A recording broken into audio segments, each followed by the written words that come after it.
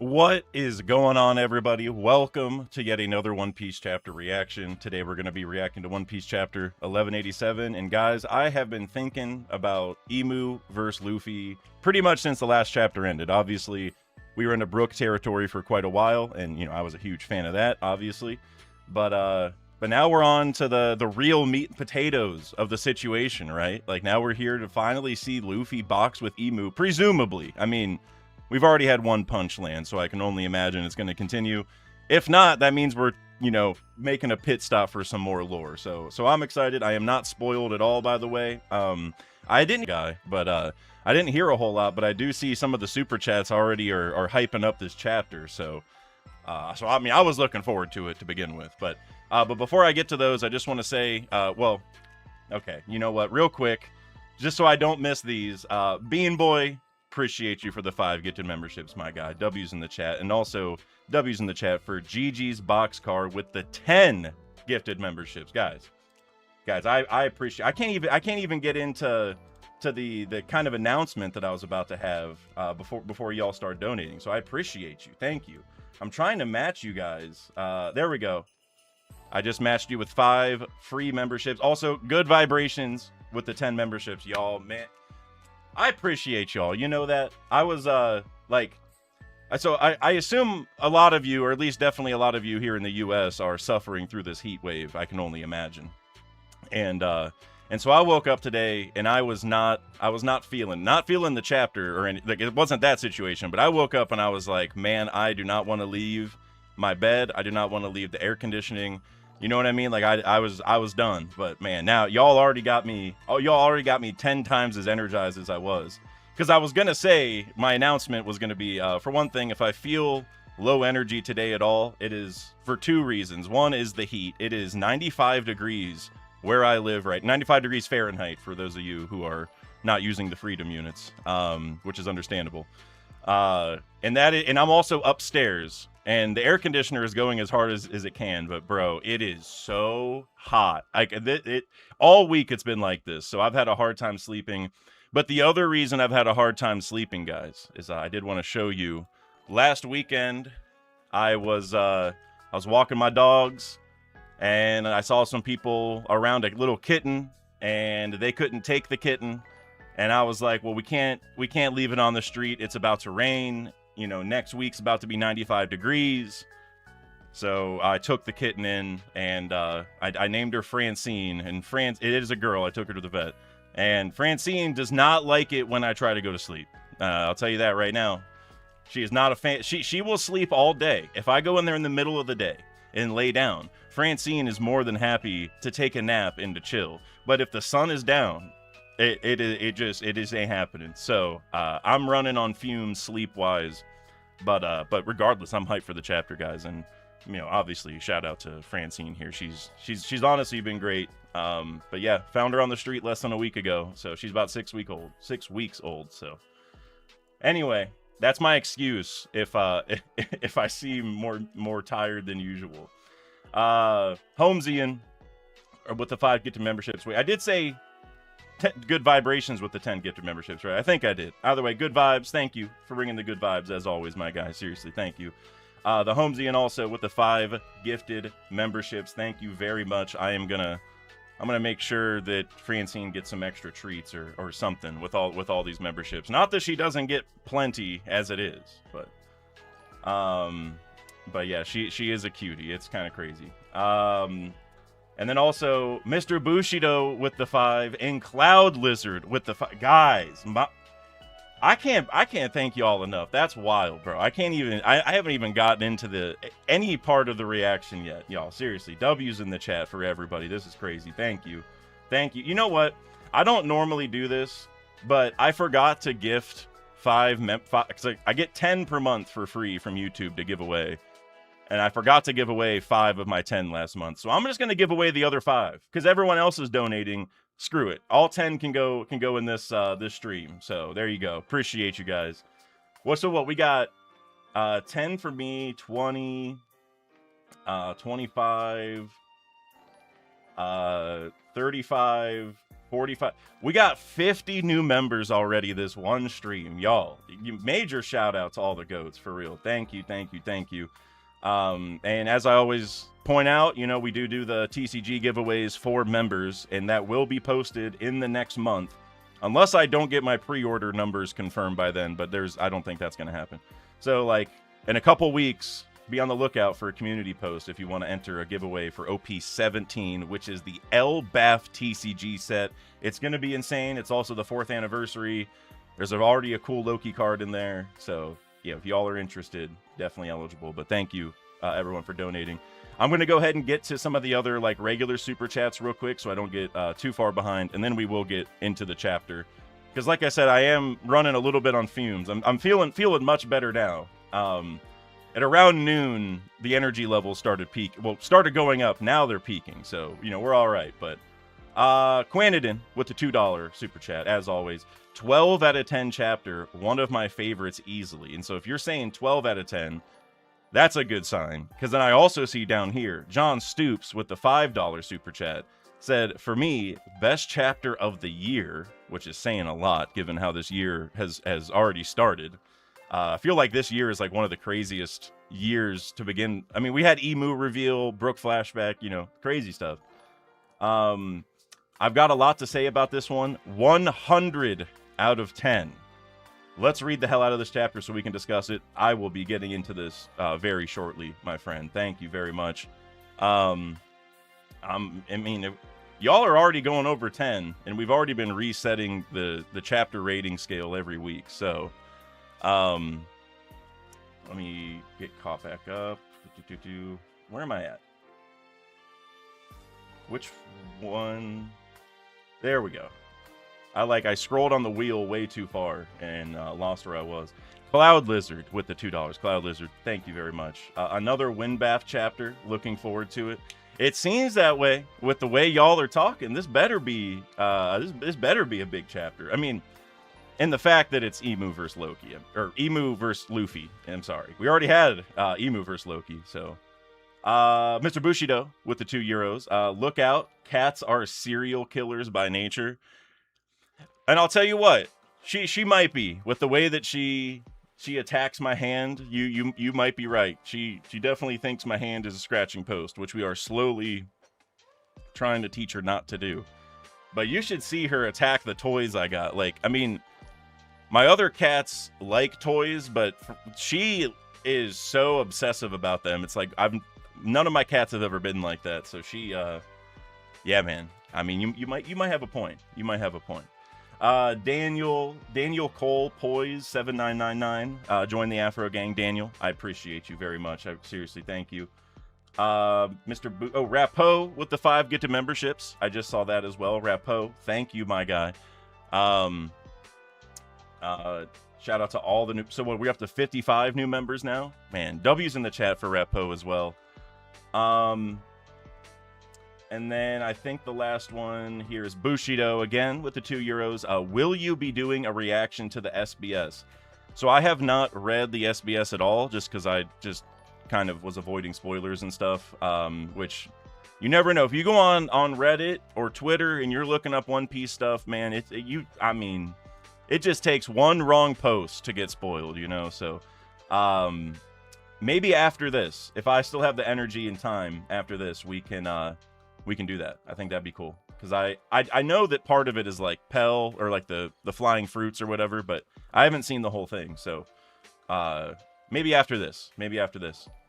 And then Lucas, the Lonely Mage, with the 10 gifted memberships. Lucas, man, W's in the chat for my guy. W's in the chat for everybody. Seriously, thank you. That's, man, feeling the love today, guys. I needed that too, for real. Just with how tired I was, and then, like I said, I mean, I love Francine. She's gonna be great, but when I say she doesn't let me sleep, it's like, it's all like, I think I fell asleep like at 6 a.m. this morning, and I think it's been that way every night because it's like every 20 minutes she just starts zooming around the room. And also, not to go on a whole spiel about cats here, but I also have other cats, but she's too young to get tested for FIV, so she's got to be kept in the room. And so I can't even like let her out and let the other cats, you know, play with her. So anyway, it's a whole thing, but it'll be all right. But thank you guys, seriously. I can't thank you guys enough.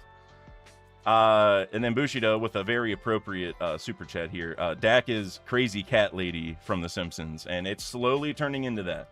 It is. I mean, I would say that Francine here is like a foster. I mean, she's gonna stay here. She's never gonna be in a shelter or on the streets. I would like to hand her off to a friend who wants a kitten. That like, I mean, she already uses the litter box, and you know, I'll get her to stop scratching me and stuff. So if I can get someone to take her, I wouldn't be super mad. But I ain't gonna let her be on the street. I saw her. She was actually trying to climb a tree whenever I found her.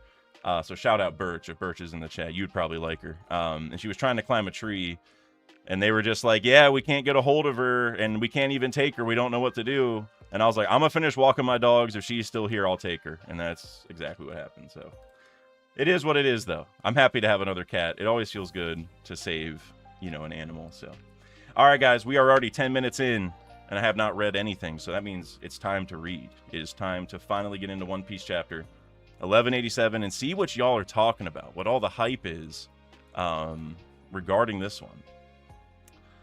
Here we go. And I see that the donations are still slowly rolling in because there were so many gifted memberships that like every individual name says like they became a member, and like we just had Rapose pop up. That's crazy. All right, chapter 1187, The Cause. And again, I know nothing about this. I've not been spoiled whatsoever. Cover request by Nibobo D 420 Land. 420 Land? That's wild. That's crazy. Has he done one before? I feel like we saw 420 or something on another cover page, but Reiju sternly scolding some swans to protect an ugly duckling. And you can see that the ugly duckling is like Sanji, and the rest are the rest of his family. This is peak. This is super peak. I love it. Oda's been cooking with the cover requests, or I guess Nibobo D 420 Land has been cooking, but I love this. That's sick. That's sick. All right, into the actual chapter. Got a funny reaction from Loki here. Luffy socks Emu, and we see Emu just flying away. And oh wait, oh dude, no. All right, that's kind of sick. That's kind of sick. Emu flying away, but then doing the Maki thing, and then bringing out these little fireballs with the smiles. Oh man, Emu's sick, man. This reminds me a little bit of remember in Egghead when Luffy punched Kizaru, and he went flying really far and got really close to the water, but then like scooped up and came back. It reminds me of that a little bit, because like Kizaru was just flying back, like he was like fully conscious and everything. He was just kind of, it was like style points, you know. It feels similar to that. But yeah, we see these Maki fireballs coming out, and now they're let's see. I saw one near Luffy, but Huff Huff, you may have got a good one in, but that's only thanks to all the damage I already dealt him. You seem real beat up. Relax for a bit. Good point. I like this kind of rivalry between Loki and Luffy a little bit here. That's very cool. Relax. Who do you think you're talking to? Whoosh. Whoa. Wheeze wheeze. Bastard. Huh? And so what are these about to like explode or something? Let's see. Whoa. Huh? It's not really hot. It doesn't even hurt that much. What's with this black fire? Huff huff. So even Emu is huff huffing. If you guys are, you know, huff scalers, the fact he's huffing, you know, that's, hey, he's definitely getting tired. Wow, this guy's even more scary up close. And now he's got another little Maki flame coming out. Where to aim above the belly. So they're talking. Where the sword pierced him a minute ago. Damn it. What is this stuff? It's spreading. Dude, wait. So the Maki things are... So they are definitely like homies or whatever, right? I mean, we were already talking about this because like the buildings and the trees came alive, right? But this is, I mean, that is like, they are like communicating orders to one another. Like, that is so weird. And now we got Emu. What is this little symbol here? Stigma. Kanji is resentful demon sword. Oh my god? Bro.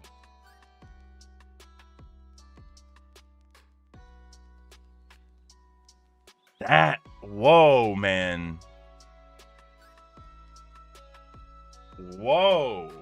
That's one of the coolest attacks I feel like we've ever seen, man. Stigma. And he's got this giant demon Maki sword thing going right through Loki. So like,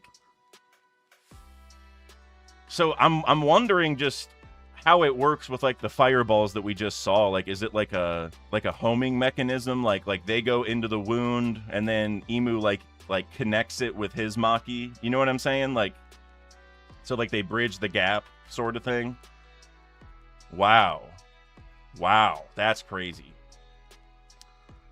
Now we're going over to the ice block with Shuri inside. What's with this thing? It just won't break. And so we can see lightning coming down. So Nami's probably trying to zap it. Wheeze. Nothing's working. This can't really be made of ice, can it?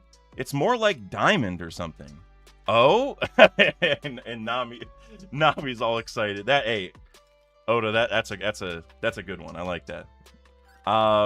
Whether it's ice or not, wouldn't she have already suffocated by now? Good point. Ouch, dummy. But look, it's cold to the touch. Or actually, I'm not really sure, but you can't tell? Hey, you're right. When I touch it, I'm not really sure. Enough. You non-humans just can't tell. It's definitely cold. Hey, look out behind. All right, see, now I'm wondering, what is the... I mean, is it that they aren't like normal humans so they don't feel temperature? Is that it? Or, you know what I mean? Like, or is it actually that it doesn't feel cold? Like, I feel like it's probably the joke, but it is making me wonder, like, is it, like, Nami, why don't you go confirm it, I guess is what I'm wondering. Like, why haven't you touched it and confirmed it? But it's probably just a joke. But I wish Nami would go over and confirm it. That'd make things a lot better. And now Loki is just crashing down into the ice block. And then, okay, Loki looks like he's sliding down the branch now, like he's falling off completely. Watch out, the hammer. Okay. Is the hammer about to break the ice because it falls on it? Is that what's about to happen? That'd be so Oda. It's like kind of anticlimactic, but that would be so Oda. Squeak. Okay, doesn't look like that happened. Although, again, that would be so Oda to do that. So squeak. Looks like Ragnir is going the other direction. So that's how Oda's doing this, is that Loki fell on one side of the block, and Ragnir is going to the other side, it looks like. Maybe. No way. Was he eaten? Squeak. And now what, is he running back? Okay, it is melting. Okay. So it didn't break it. It's just melting. Gotcha. Hey, look. The ice has started to melt. Princess Shuri. All right, so we do have the ice melting. That's big time. That is big time.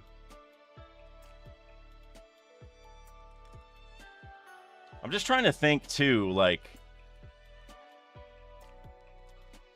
I feel like Oda gave us some important context here on, like, kind of some of the logic behind how the ice works. Like the, like how they said it wasn't cold, but, like, it's Brooke and Frankie touching it, so we don't really know. And then the hammer just hits it. It just touches it, and then it starts melting. Like did Ragnir even mean to start unmelting it? Or is it... You know what I mean? Like, I feel like he's definitely kind of giving us some bits of answers here as to what's how this actually works. So I assume this is going to happen next chapter because I see that we're going over to Luffy and Imu again. So I'm guessing that like Shuri's not actually going to be freed till next chapter, but we'll see. We will see. That'd be a lot in one chapter, but because I feel like it would be very quick to have the reunion with Shuri happen this quickly, but we'll see. So now Luffy still has the Maki thing on him. Whoosh, whoa, and now we got Luffy looking over ring. So it's a bell. Is that the idea? It's a bell? I didn't really think of that. Oh, so it did say ring earlier. I didn't see that. And so now that thing is like warping a little bit. Oh, and Luffy threw off the coat so it didn't hit him. Smart man. Smart man. That's sick. That is sick.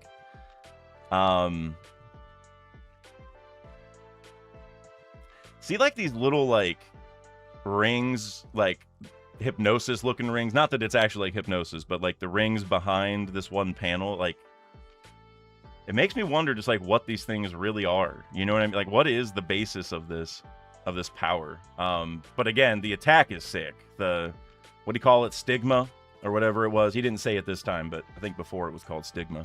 That's sick, man. All right. Now we...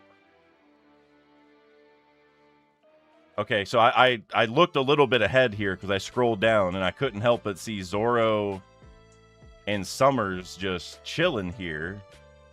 What is the context behind this? Sea Cloudport, West Village. I love these little maps here. Zoro's location. Look who it is. One of the 3 demons. A Straw Hat. Okay. Weren't you just at the village? What are you doing here? Looking for a beating? You bastards ruined our reunion feast with our old friends. Oh, sorry about that. We're just here to pick up 10 or 20 kids at most. My associate should be bringing them over from the village any minute now. Then we'll be out of your hair. Is that so? What a coincidence. One of my associates is also swinging by the village. But I don't think your guy will be the one coming back.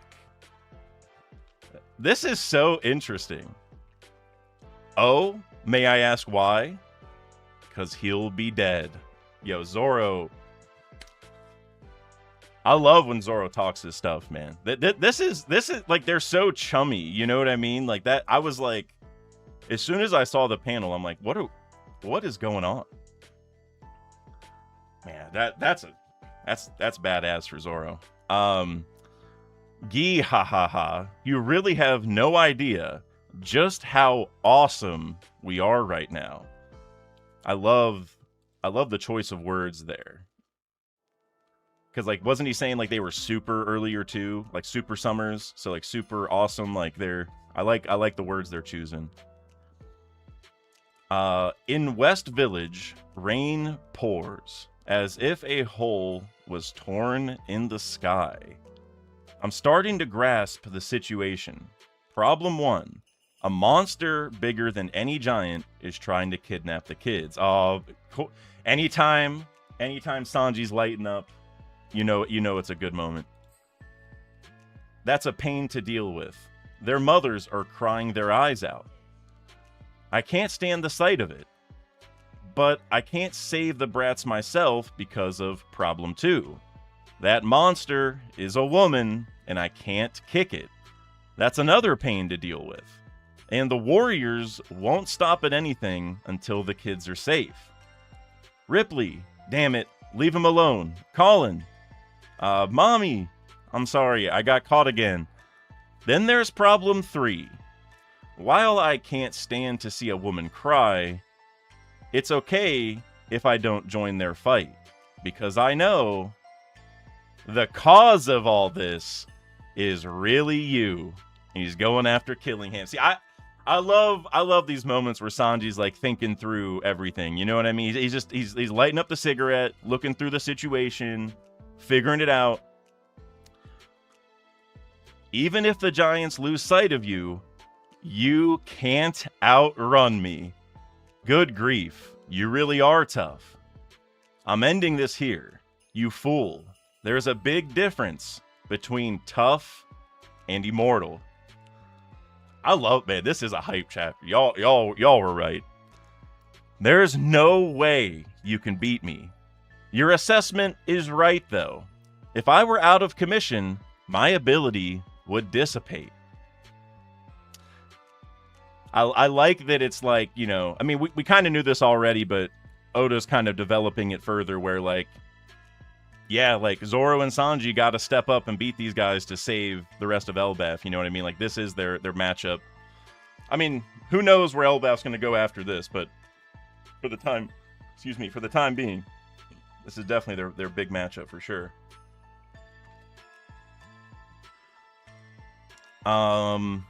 So go ahead and try.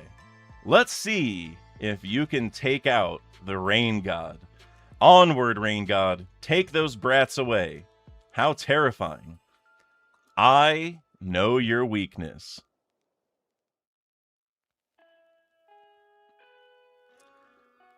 Oh ho, how interesting. So you're saying you can use Conqueror's Haki? Whoa, bro, wait. Oh, wait. Hold on.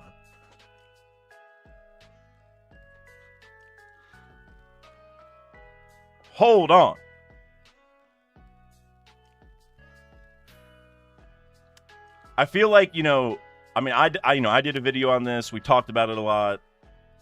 And we had that whole moment where Summers, like, he gave Sanji a response about his conquerors, but we didn't see the exact dialogue or whatever. We just saw, like, Sanji's reaction.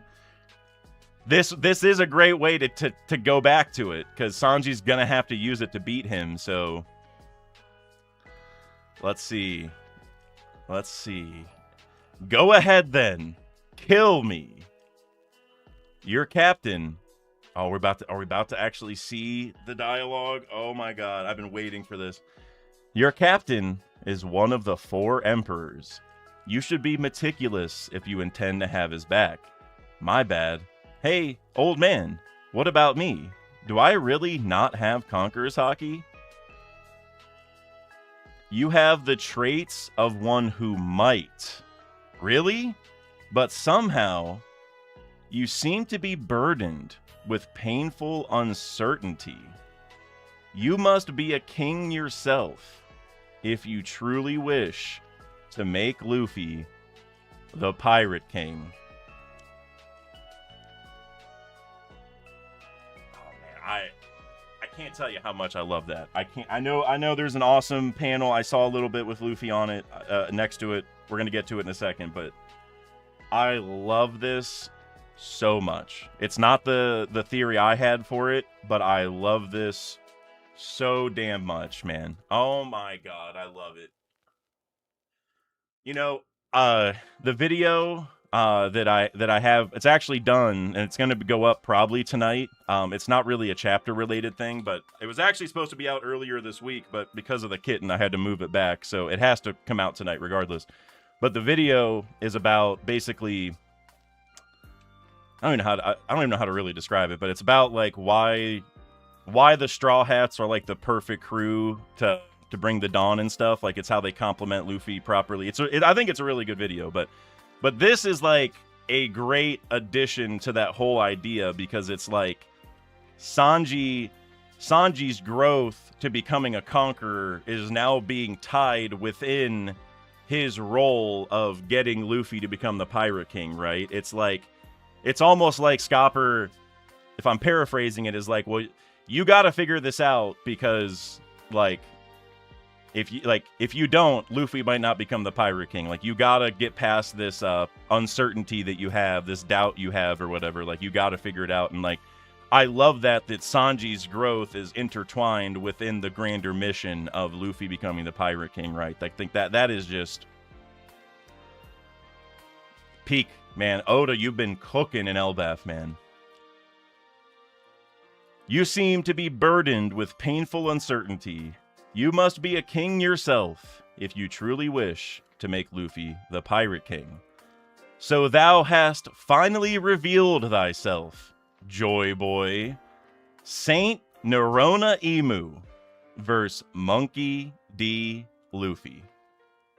Don't go calling me whatever you want. The name's Luffy, the man who's gonna be the king of the pirates. Who truly has the qualities of a king? Special cover and color spread next issue to celebrate the 29th anniversary. No break next week. Y'all, this was a good, man, Oda. Elbaf is just so damn good. It's I don't even know what to say anymore, man. It's like every chapter now, man. Every chapter has just insane stuff in it, man. Like, oh, dude. I don't even know how to put into words. The Conqueror's Haki thing, and then the way that Oda, like I said, he intertwines Sanji's growth with Luffy, you know, becoming the Pirate King sort of thing, which I love. But then where Emu calls him Joy Boy and he says the name's Luffy. Oh, just, man. This is why I love this story, man. There's a lot of reasons. Over the last flashback with Brook, there was a million reasons, but oh my god. Such a good chapter. I don't know where to rank it in terms of this year's chapters because there's been so many good ones, but wow. I wasn't prepped for the Sanji Conqueror's Haki thing. So Sanji will have Conqueror's Haki if he already doesn't, depending on how you look at it. Like, he has it within him, but he has not used it yet, you know? Oh, man. Y'all were right about this chapter being a 12 out of 10, 100 out of 10 situation, bro. Oh, my God, man. Gear 5 Luffy standing face to face with Emu.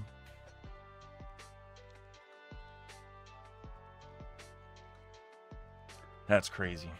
And I know there's a lot of super chats to get through, but Cloud Lizard, I did see you just super chatted $2 and said Emu coloring in the next color spread, because it does say special cover and color spread next issue. I think the safe answer is no, but that would be really hype to get the Emu color reveal. You know, that would be very hype. So I'd err on the side of caution and say no, but I hope there is. I hope there is, for sure. I just don't want to get my hopes up too much, but oh my god, guys, this was so good. You seem to be burdened. Wait, no, let me go back. You have the traits of one who might, but somehow you seem to be burdened with painful uncertainty. You must be a king yourself if you truly wish to make Luffy the Pirate King. That is so powerful. We're like, you must be a king yourself. I almost want to go back and edit my video a little bit and include that sort of idea, because basically the way that I put it in the video is that the whole crew, it's not that it's a chosen one story, it's that it's a chosen crew story, because Luffy would not be the chosen one if he did not have a crew of entirely other chosen ones. That's like basically how I put it in the intro. So it's kind of the same idea, but that is like the meat and potatoes of what I was saying, is like every Straw Hat has to be elite at what their craft is, or else Luffy won't be successful. It's not just that it's like just to hype them up, or just to, you know, like just to make more, you know, Oda to do more cool stuff. It's like, no, there's an actual reason in the grander scope of the story that all of the Straw Hats have to be this great, because if they are not kings themselves, Luffy cannot become the Pirate King. He needs a crew of other kings or chosen ones in order to bring the dawn. That shows you how difficult it is, right? And this is like the literal perfect cherry on top for that, man. This This is some of my favorite stuff about One Piece, man. The crew's growth in light of their goal of helping Luffy. 10 out of 10 chapter for sure. I mean, I shouldn't say for sure, but it probably is. This was great. This was so good. And then we also, like, Shuri is about to be freed. I'm very surprised that happened so quickly. I will say that. I did not think if we were one chapter away to getting the ice melted. I thought this was going to be, you know, Brook's ice powers would come into play, or Usopp, or, you know, would work with Ragnar or something, but it looks like that is it's not the case. It's just some happenstance, which that's all right too. Wow. Also, I just saw Nephilim. I think I'm saying that right. Or Nephilim, probably. Sniper King, King of Hell, Soul King.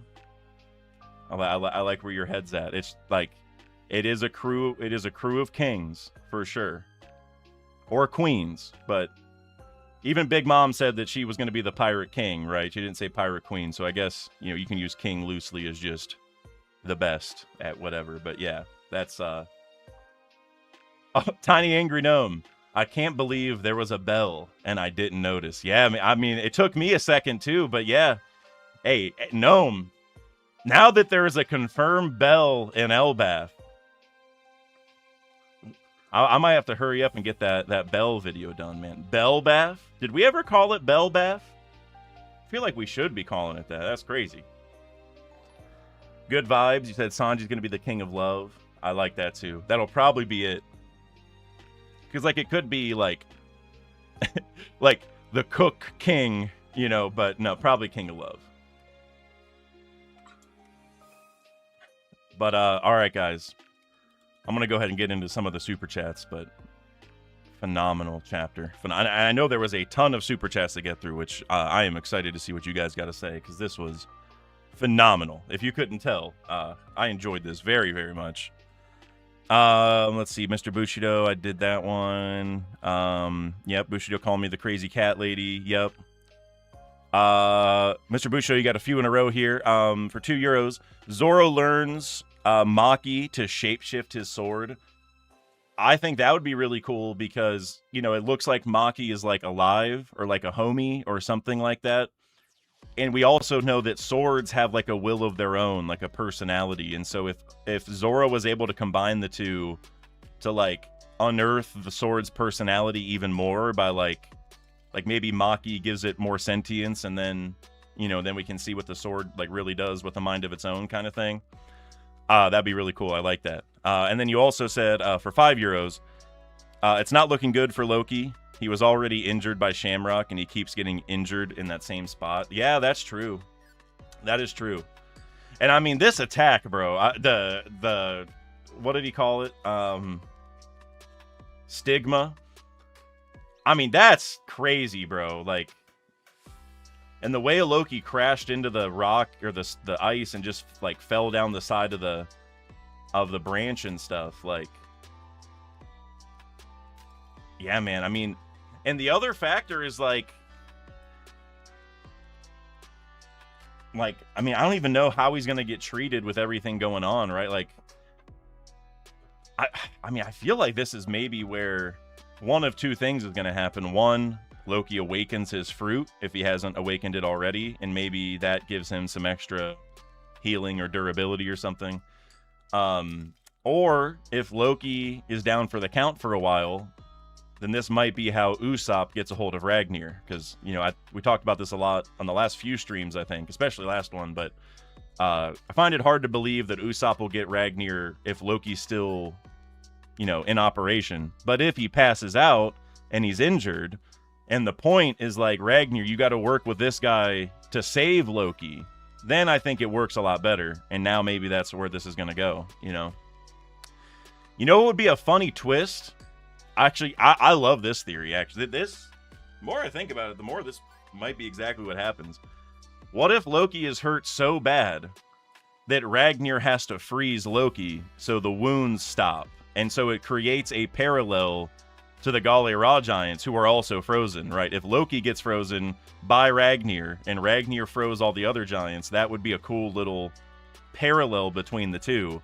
But it could be that it's just Loki's bleeding so bad that they do it to save him, and that leads to Ragnir working with Usopp because he doesn't have somebody to work with in the meantime, right? So I honestly, the more I love that.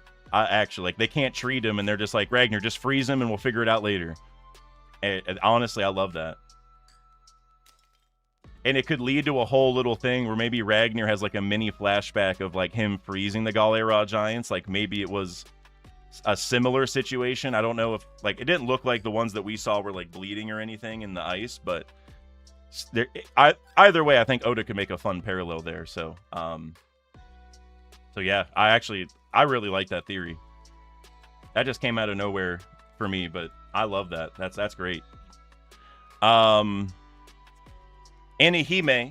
with the $5 super chat. Appreciate you. Sorry, it's like hard for me to see for some reason.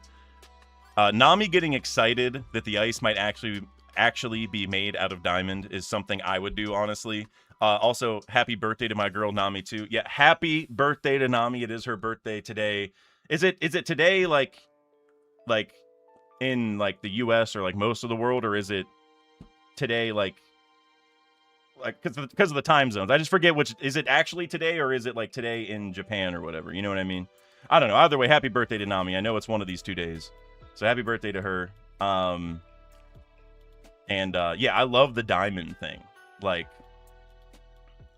that, because it was just like everyone is, you know, freaking out about actually saving Shuri, and she's like, oh wait, it's diamond, hold on. Like yeah, that's a funny little, you know, character moment that I love when Oda throws it in there in like serious moments, you know. It's great.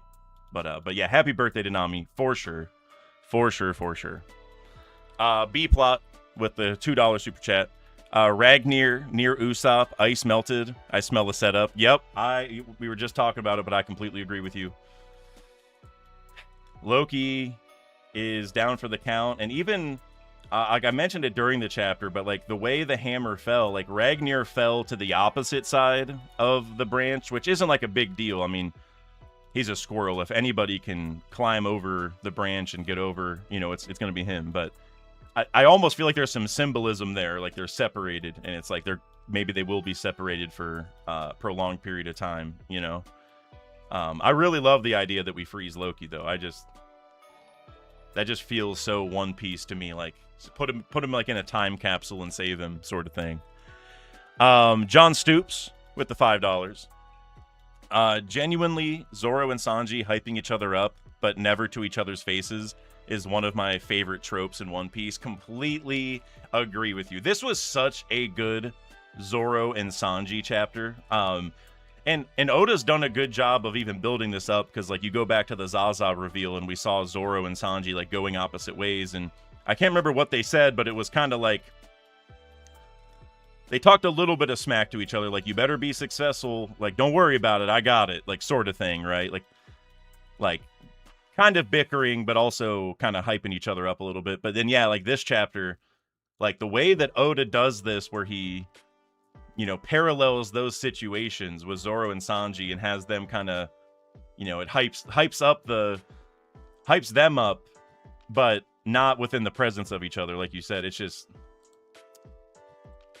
so good, man. So the Zoro and Sanji situation, like from the setup to like the respect they have with for one another, but yet to the bickering they do in person, like it's one of the best like character situations. I don't even know what you would call it in the story, for sure. Yeah, I'm a huge fan. I mean, they're both great, but like for me, it's like Zoro's always badass, but for me, Sanji is always like a wild card, kind of, you know? Like you never really know how Oda's gonna, like what Oda's gonna give for him. So for him to end the chapter with the Sanji thing, it was just so good. It was so good. Phenomenal. Mr. Bushido with the €2.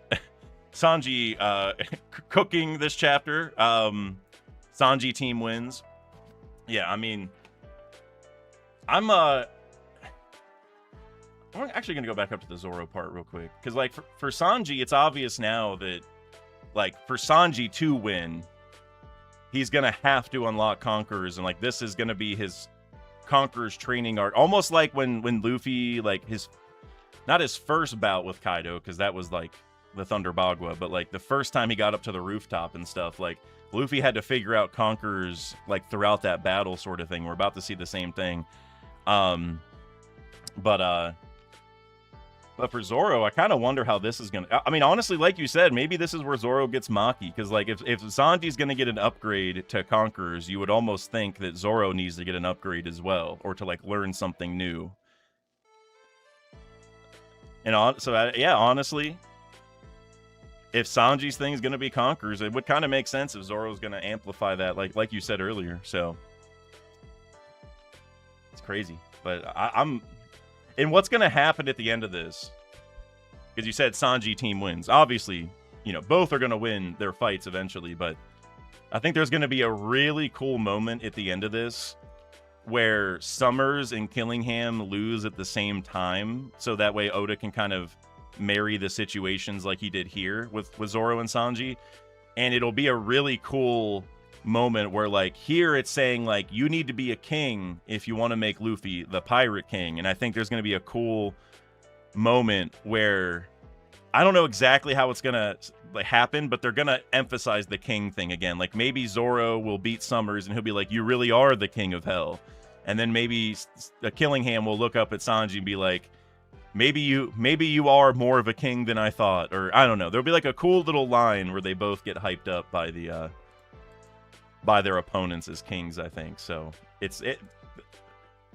I can't get over how well this is set up. It's such a... I'm almost more excited, and maybe I'll regret saying this, but I'm almost more excited to see Sanji versus Killingham and Zoro versus Summers than I am Imu versus Luffy. Now, again, maybe I'm going to regret that. I'm probably not right. I'm probably going to take that back. But the way I feel right now, I feel like that. Like, I want to see Sanji's growth more than anything in the world right now, you know? But then, I don't know. If Imu keeps calling Luffy Joy Boy, and we get this kind of stuff, I'm going to love that too. So, I don't know. But I can't wait to see where this goes, either way. B-plot. With the $5 super chat. Sanji can't fight Zaza, but Chopper is over by him and Ripley. Forest God versus Nightmare Rain God fight. Praying Oda gives us a good Chopper fight. Yeah, honestly, I wonder, like, the thing with Chopper fighting Zaza is, like, it feels set up now for sure that, like, Zaza will be defeated because Sanji defeats Killingham, right? So Zaza, I don't think is going to, like, lose to anybody per se. But with that being said, we probably do need to, like, slow her down or get in her way, you know, try to save the kids, like, stall her, you know what I'm saying? Like, so there's going to be some ground for, like, somebody to do something, you know, to pause Zaza, or from Oda's perspective, to give us some god hype. You know, if you have the Rain God here, you should probably use her as a tool to foreshadow some other god stuff. So, with that being said, yeah, maybe Chopper does, you know, do something. Like, again, he's not going to defeat her, but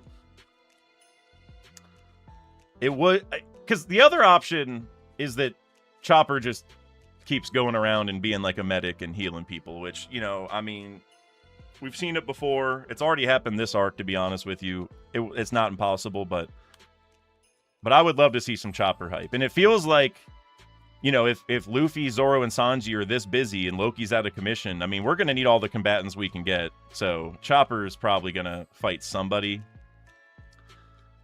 So Zaza could make some sense. Like, I like the Forest God versus Rain God thing, but I'm just kind of... Excuse me. I'm kind of curious on how that could, like, fall together, right? Like, what would the connection between those be that Chopper can kind of build on? You know what I mean? Like, is Chopper gonna do something where Zaza says, "Oh, you remind me of the Forest God," or, you know what I mean? Like, it's hard for me to think of what like how Oda's gonna develop that, but like I said, it makes a lot of sense that somebody, and probably Chopper, would at least try to stop her. Because everyone seems to be dedicated to saving the kids, right? And Zaza's like the school bus, I guess you could say. Like, you know, she's the one transporting the children like in the water. So yeah, I don't know. I like the idea one way or the other for sure. And I'm also thinking, you know, we have the sun god here with Luffy, and we have Zaza the rain god, and if Chopper is the forest god, it would also make sense that the earth god would show up or have a role somewhere in this. And that I don't think we've really had touched on too much yet. Like, earth god was mentioned on the mural, but I don't think we have too much to go off of here, like, within the arc. So, yeah, either way, I'm all for it. I would love the god hype. Sign me up. Bushido, for €2, you said Usopp and Nami get conquerors next. When I first saw this, because, like, I don't know what it is, but my contacts are, like, not sitting right, and it's kind of hard to read. I thought you said Urouge gets conquerors Haki next, and I was going to say, my guy, Urouge better have conquerors Haki, just because, I mean, he's my guy, but we also haven't seen him in forever, and so whenever he shows up, he's going to do something. But Usopp and Nami, I'm definitely in agreement with Usopp. Nami, I'm a little 50-50. I know we had, like, that joke after Wano, I think, where Jinbei was, like, saying she had conquerors.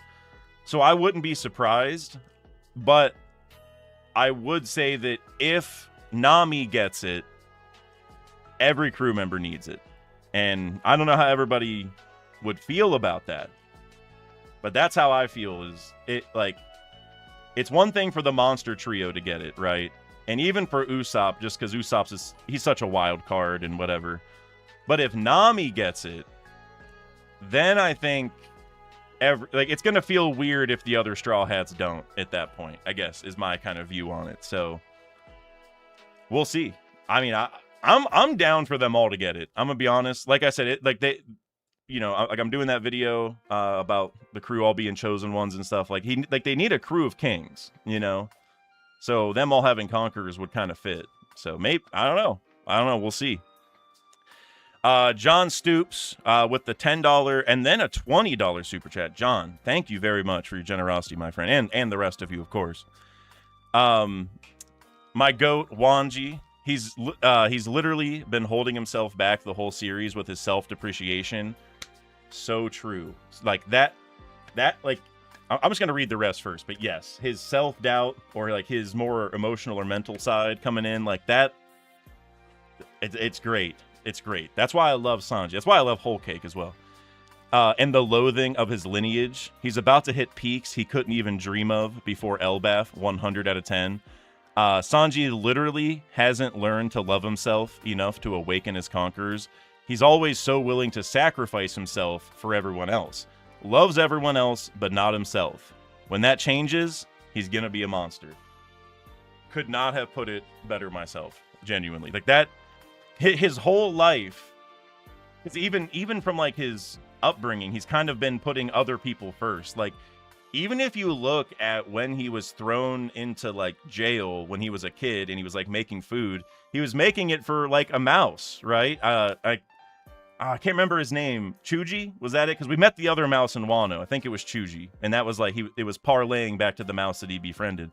But even back then, he's making food for a mouse. And like, you know, then also you look at like Baratier, you know, he makes food. Like, the idea of cooking is like doing things for others in general, right? But then, yeah, you go to all the other deeper kind of story points, and like, he's always been, like you said, self-depreciative in a way. And the way that he looks at his family, he doesn't like that. He loathes that part about himself. He thinks that's a negative. He doesn't, like, even with like the raid suit and stuff, he did not want to use it, even though it would make him stronger. Just like here, thinking of himself as a king would make him stronger. He didn't want to use it, but he did. And it helped significantly, right? Ifrit Janbei would not happen if he didn't have the exoskeleton. And he probably doesn't get the exoskeleton if he doesn't try on the raid suit and it kind of triggered the dormant Germa genes or whatever, right? So even there, like, he loathed his family so much, he was turning down a power-up, and it's kind of the same idea here. Like, whether it's his family or just how he views himself or how he views his role in all of this and all that, he doesn't, you know, he has enough self-loathing about various things that he's not, you know, reaching his own potential. But the thing that I think really pushes this over the top is that it's all in context of Luffy, right? Because it's like, if it was just, hey, Sanji, like, if Luffy didn't exist and we're on the Baratie, and they're like, hey, Sanji, you know, you could have Conqueror's Haki and be, you know, one of the strongest in the world and be like a king if you just thought of yourself that way, or, you know, put all your self-doubt to the side and stuff. He probably wouldn't. He probably wouldn't do it for himself, because he is a selfless guy. He wouldn't do it just because. But now that he knows that doing that may be a requirement to make Luffy the Pirate King, now he's going to do it. Right. He can put all that to the side if it's for someone else, because that's how Sanji's always been, is doing things for others. And so now that doing something for himself is actually doing something for one of his best friends and his captain, now it's he's going to figure it out. And that, oh man, that is like, that's the meat and potatoes of why I love One Piece, man. Like, that's it right there. The crew togetherness angle. It's just so good. And then Sanji is just a goat in general. You know, Whole Cake's my favorite arc for a reason, and Sanji's one of the major reasons. So just genuinely top tier, man. I love him so much. I agree with you, Eli D Kangen. So good, man. Cloud Lizard with the $2 super chat. Oh, I already read this one. Emu coloring in the next cover spread. Maybe. I sort of doubt it, but maybe. Annie Hime with the $5 super chat. Oda for sure favors Sanji because the character development for him is continuous. Sanji's low esteem getting focus on again for his Conqueror's Haki. I agree. I like whenever it comes to like Oda favoring a character, I'm sure he loves all of them. And I mean, Zoro is, you know, one of the most popular characters for a reason. So, you know, he's obviously done a good job with him. But I personally, I think when you look at the crew, there is a very clear like delineation for Sanji where, like you said, it's a continuous growth through the whole story. Like, Sanji is like, he's being curated throughout the whole story. It's like a lot of the Straw Hats are like a little bit more set in stone, and it's not that they don't have growth. It's more just like, I don't know, it's not as like emotionally deep or like, or emotionally conflicting or emotionally, I don't know what the right way to put it is, but like Sanji's just got a little bit of, you know, of a different thing going on for sure. And I'm sure Oda loves all the Straw Hats equally, but Sanji definitely has a little bit of extra sauce, you know, with the character development for sure. And I think it's cool, you know, because like when you look at the Zoro and Sanji comparison, like part of the idea, loosely speaking at least, is like, yeah, Zoro's always been strong. His goal is to be the strongest. He's kind of the number two. Like, he was the first one to join the crew, and he's the first one to get Conqueror's Haki. He always fights like the top commander under the captain and all that, right? So like Zoro's always had the cool factor forever. But then Sanji, it's like being drip fed to us, you know? And I appreciate that so much. Like it's like Zoro has the badassery going on, like, and it's very obvious, but then Sanji's got all the deep, you know, other character elements. So it's awesome. And even in this chapter, I feel like that was kind of shown. We're like, obviously we're getting the Sanji emotional stuff, but then even Zoro, like, he just pulled up and was just talking his stuff right away, you know, because that's who he is, right? He's that badass. So it's like, it's just, I don't know, man. The Zoro and Sanji thing is so peak. John Stoops with the $10 super chat again. John, my dude, thank you so much.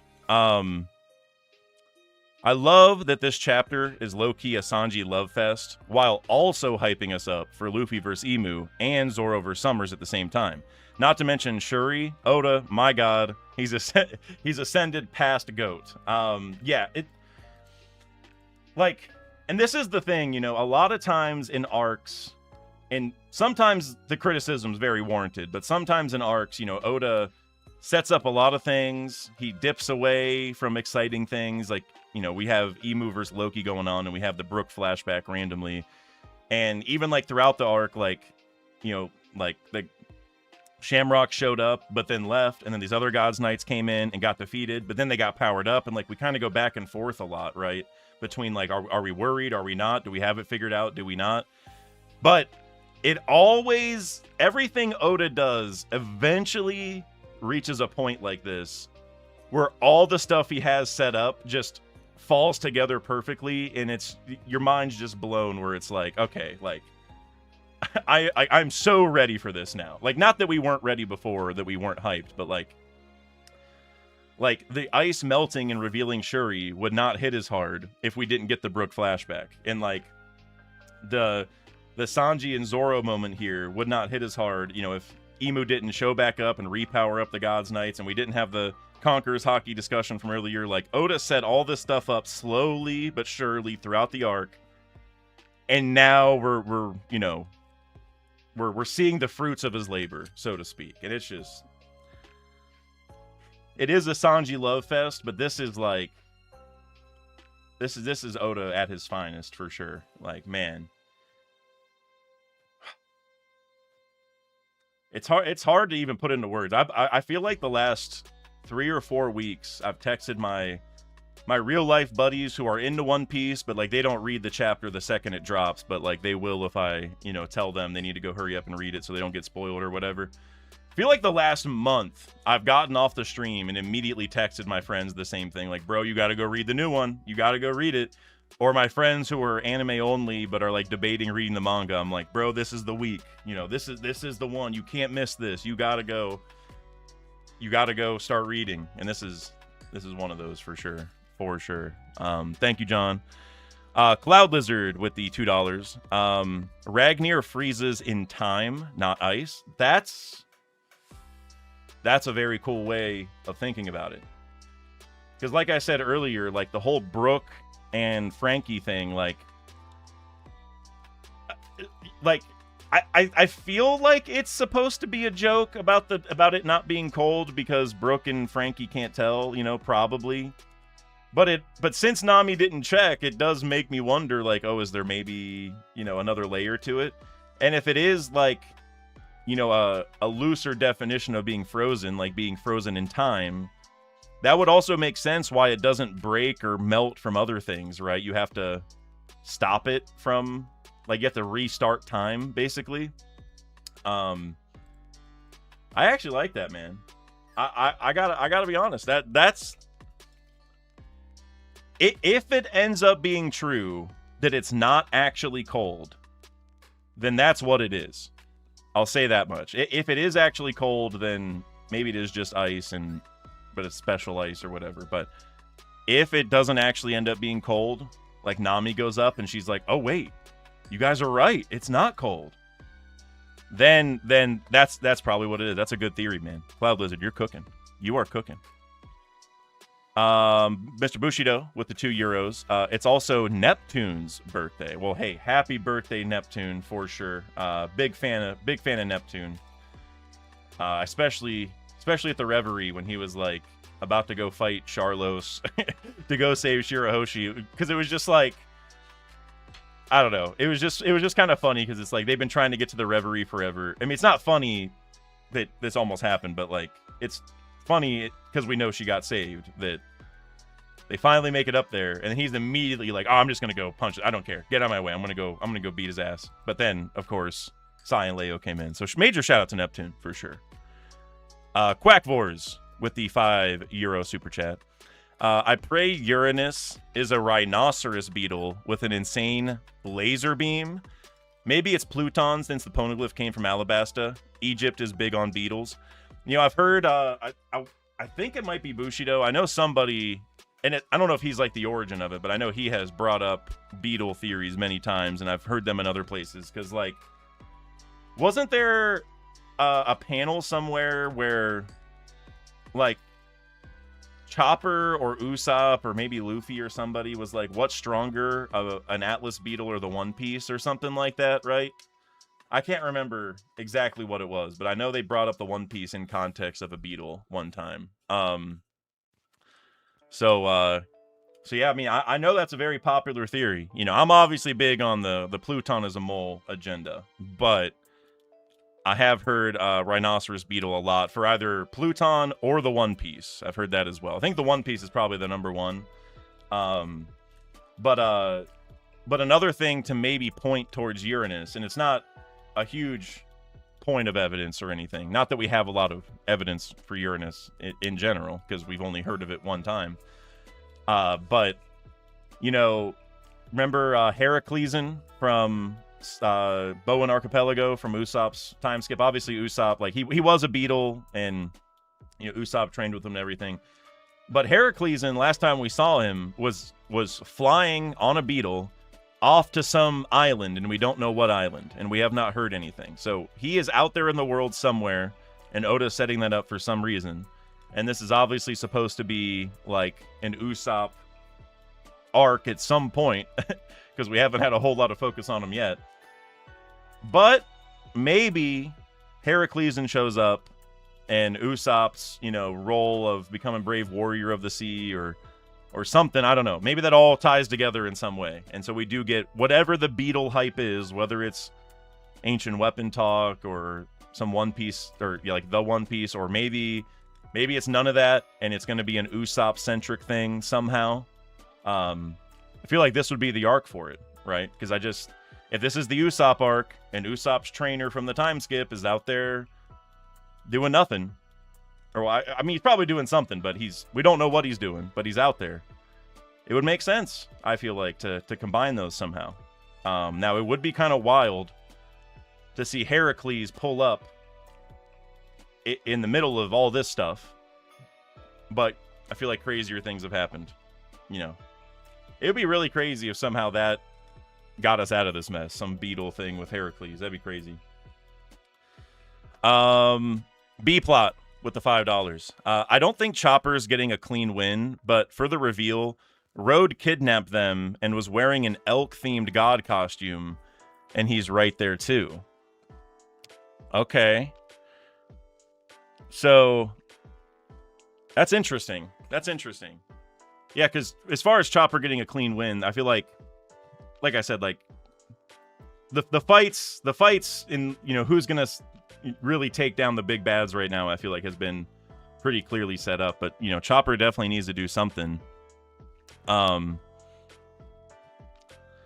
going back to Road, and he had like that elk themed costume.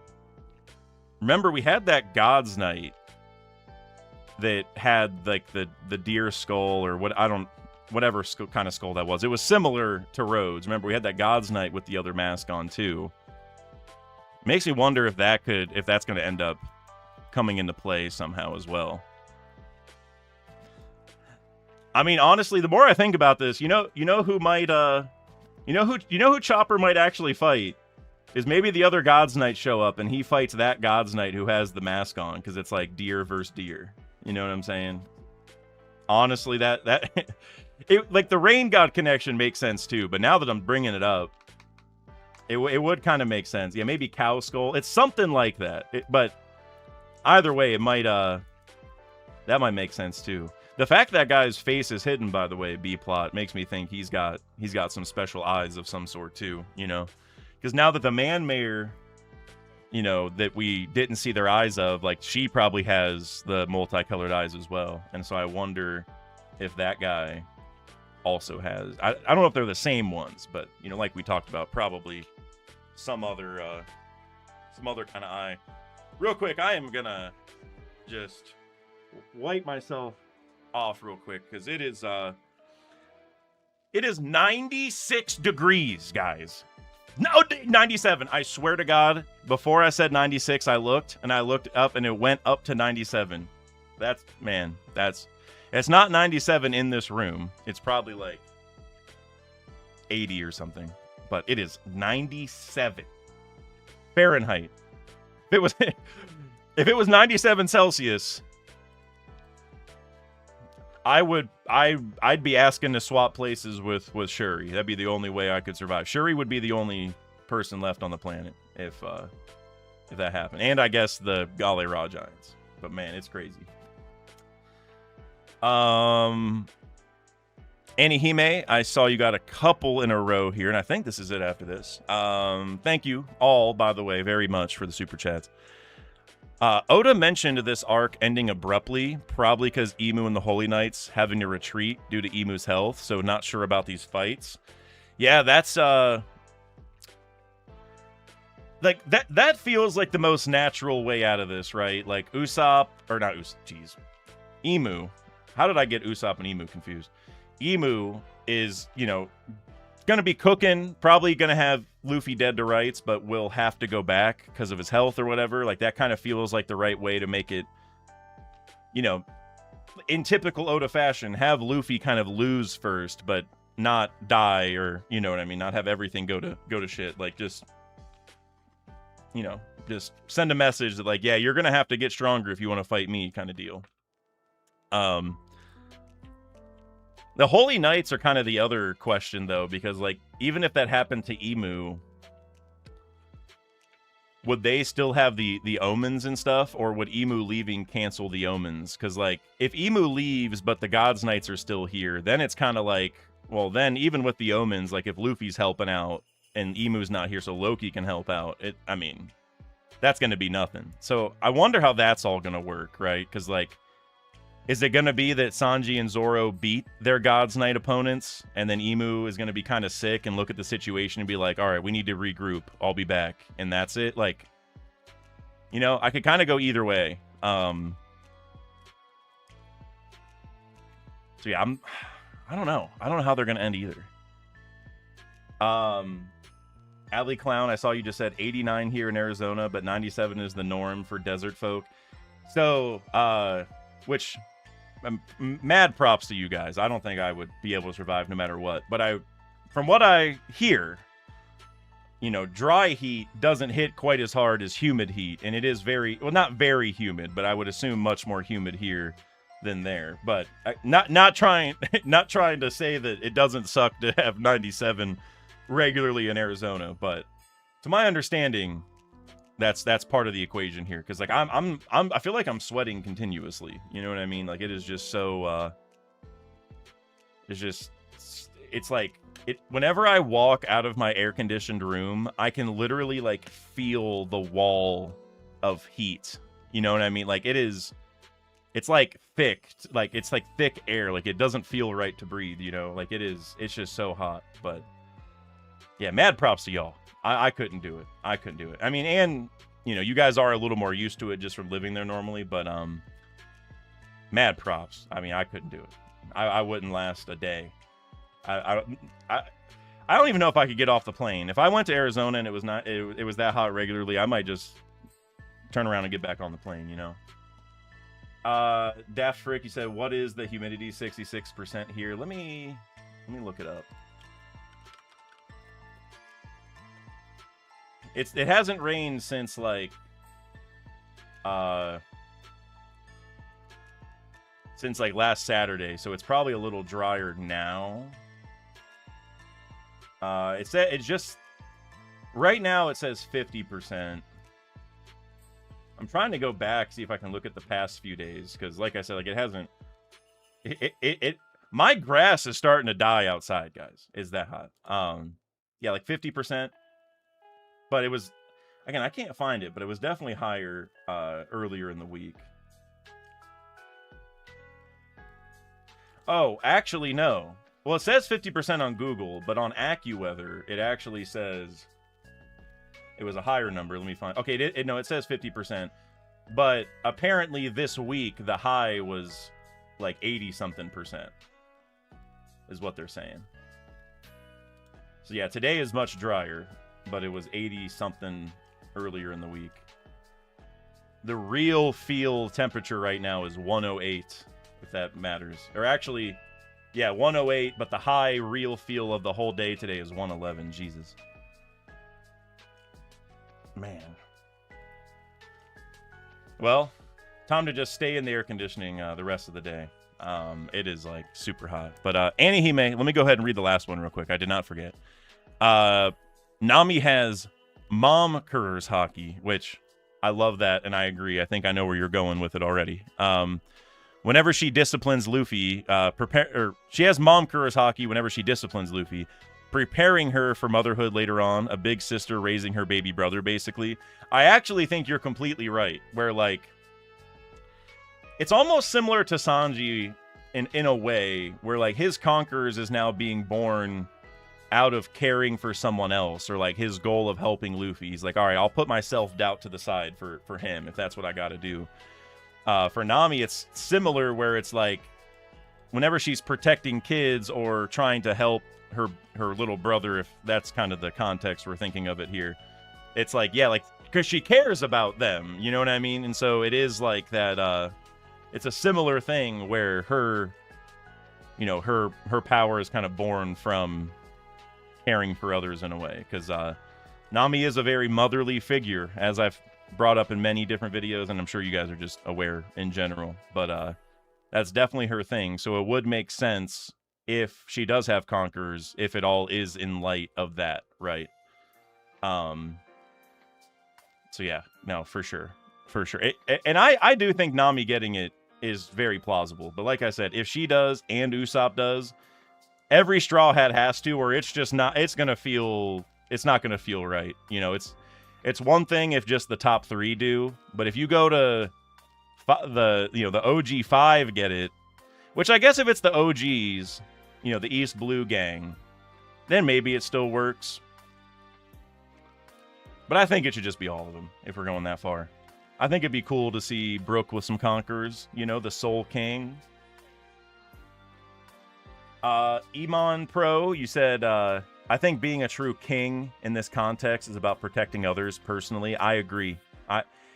And even for Luffy, right? Like, yes, his conquerors is because he wants to be the Pirate King, but a lot of the time, Luffy's doing stuff for others, right? Like, whenever he unlocked conquerors to, you know, against Kaido, yes, it's because Luffy wants to win and just survive and, you know, it like beat him because it's another step to becoming Pirate King, but it's also because Luffy's fighting for all of Wano, and he knows that if he doesn't beat Kaido, then all of his friends are gonna die. You know, like, Luffy has the same thing going on, and I think that's a little bit of logic behind why he will be the Pirate King, is yes, he's doing it because it's his dream, and he just wants to do it, and he got inspired by Shanks, and, you know, all these kind of things, yes, but I think ultimately, like, out of all the people who have the goal of becoming Pirate King, Luffy's probably one of the only pirates who's actually gonna, like, help people along the way and use that title to help people. Not that he wants to be a hero and he's gonna, like, be too politically involved or anything, but, like, a lot of what he does is born out of helping others, whether he, you know, wants to acknowledge it or not. So yeah, I think it's true for all of them. And there's some cool logic there too, where it's kind of like it's just when you're doing stuff for others instead of yourself, it's like there's a like more of a meaning behind it. It's a bigger picture thing. It's like deeper. And so, like, I think it kind of fits that you would get Conqueror's haki in light of doing that. So yeah, it's just, I love this, because, like, it's always been talked about, like, oh, you need the qualities of a king to have conquerors or whatever. And I mean, that's true. But, like, wanting to be a king doesn't just mean that you're bossing people around and you get all the money and people wait on you hand and foot. Right? There's a lot of different definitions of kings, and we even see that in the One Piece story, where some kings are horrible and they, you know, throw their people under the bus and work with the government, and some are good and actually do the right thing, like Cobra, you know?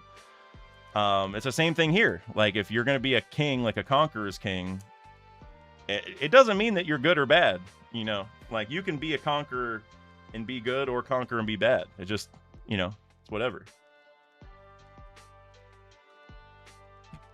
Ooh, Cloud Lizard, I like that logic too. It's almost like there's more mass or weight if you add other people into it. Yeah, right. Like, I love that. Because if we go with the idea, about the mass from Roger and Garp, because even that was like a 2v1, and they talked about mass, and it's like in theory, there'd be more mass if you have more people. Now, does mass mean the weight of the soul, like I talked about, or, is there like a looser definition, or what does it really mean?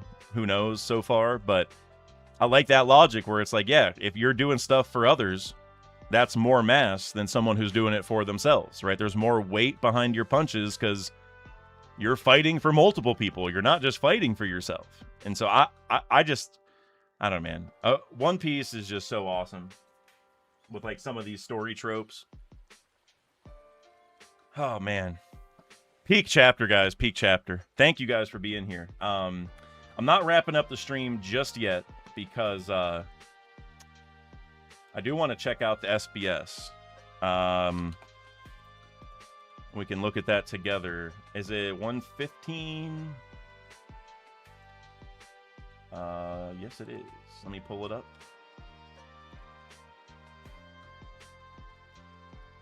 Will this work?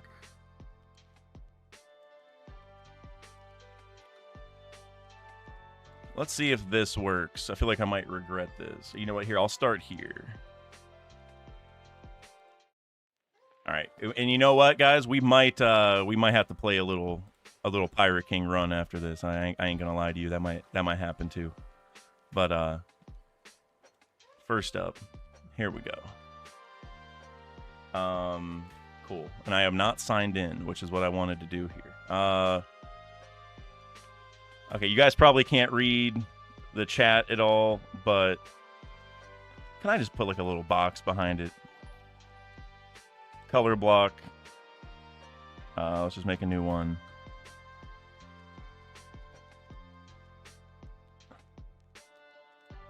There we go. All right, that'll do for now. Now we can see the chat. That works. That actually worked better than I thought it was going to. All right, let's go ahead and read this. Question 1. Whose panties is Shanks seeing in his... Whose panties is Shanks peeking at in his wanted poster? He's not looking at any. Go get beaten up by Shanks fans. Typical. Okay. Oda, you can rest easy now. I sprayed some Sanada repellent spray. Sanada won't be showing up anymore. Whoa, they actually sell something like that? Thanks. Okay. Quiz time. What is Nami's special technique? 1, boob press. 2, boob slap. 3, boob beam. All right. See, it's so funny because sometimes I get real pumped about these SBSs, and then I read these questions. I'm like, Oda is just so unserious, because he's picking the people are asking the questions, but he's picking which questions make it here. So what? Come on, bro. It's a tough choice, but I'd definitely be happiest with the boob press. Wait, that's not it, Sanada. Hey, Oman Matu, the sender of the previous question. That spray isn't working. Quick, spray more of it. Look, he multiplied. Okay. Looks like we have a real question finally. If there is a country where the Long Arm tribe lives, like the Tenagana Kingdom, which I believe is where Brook landed, right? Or, I think so. Or near it, because I can't remember, but he was tied to them anyway. Is there also a kingdom where the Long Leg tribe lives? Also, I heard there used to be a kingdom on Ruskaina, and I'd love to know its name. That's cool. Yes, the Long Leg tribe's country is the Ashina Gainon kingdom. Your legs are long, aren't they, kingdom? Okay. The former kingdom on Ruskaina was the Otankaina kingdom. Oh, so you were here. Okay, so just... I guess we could have probably presumed that the Long Legs would have a country, and honestly, if you asked me what it would be called, I guess I probably would have guessed this, because the Long Arm Long Arm tribe lived in the Arms Are So Long kingdom, and now the Long Legs are in the Your Legs Are So Long kingdom, so of course. There's kind of having a kingdom is very cool, though. The fact he gave it a meme name, I don't know if that's ever going to really matter, but that's cool. Either way. I always look forward to reading your work. I have a question regarding Gloriosa. Is she modeled after Brigitte Bardot? Is that how you say that name? I'm not familiar with her. Whoa, you noticed. That's exactly right. That's very cool. If you look her up online, you'll see it instantly and totally get it. In the first place, Elder Neon's features were a reference based on the concept of what happens when a beautiful woman grows old.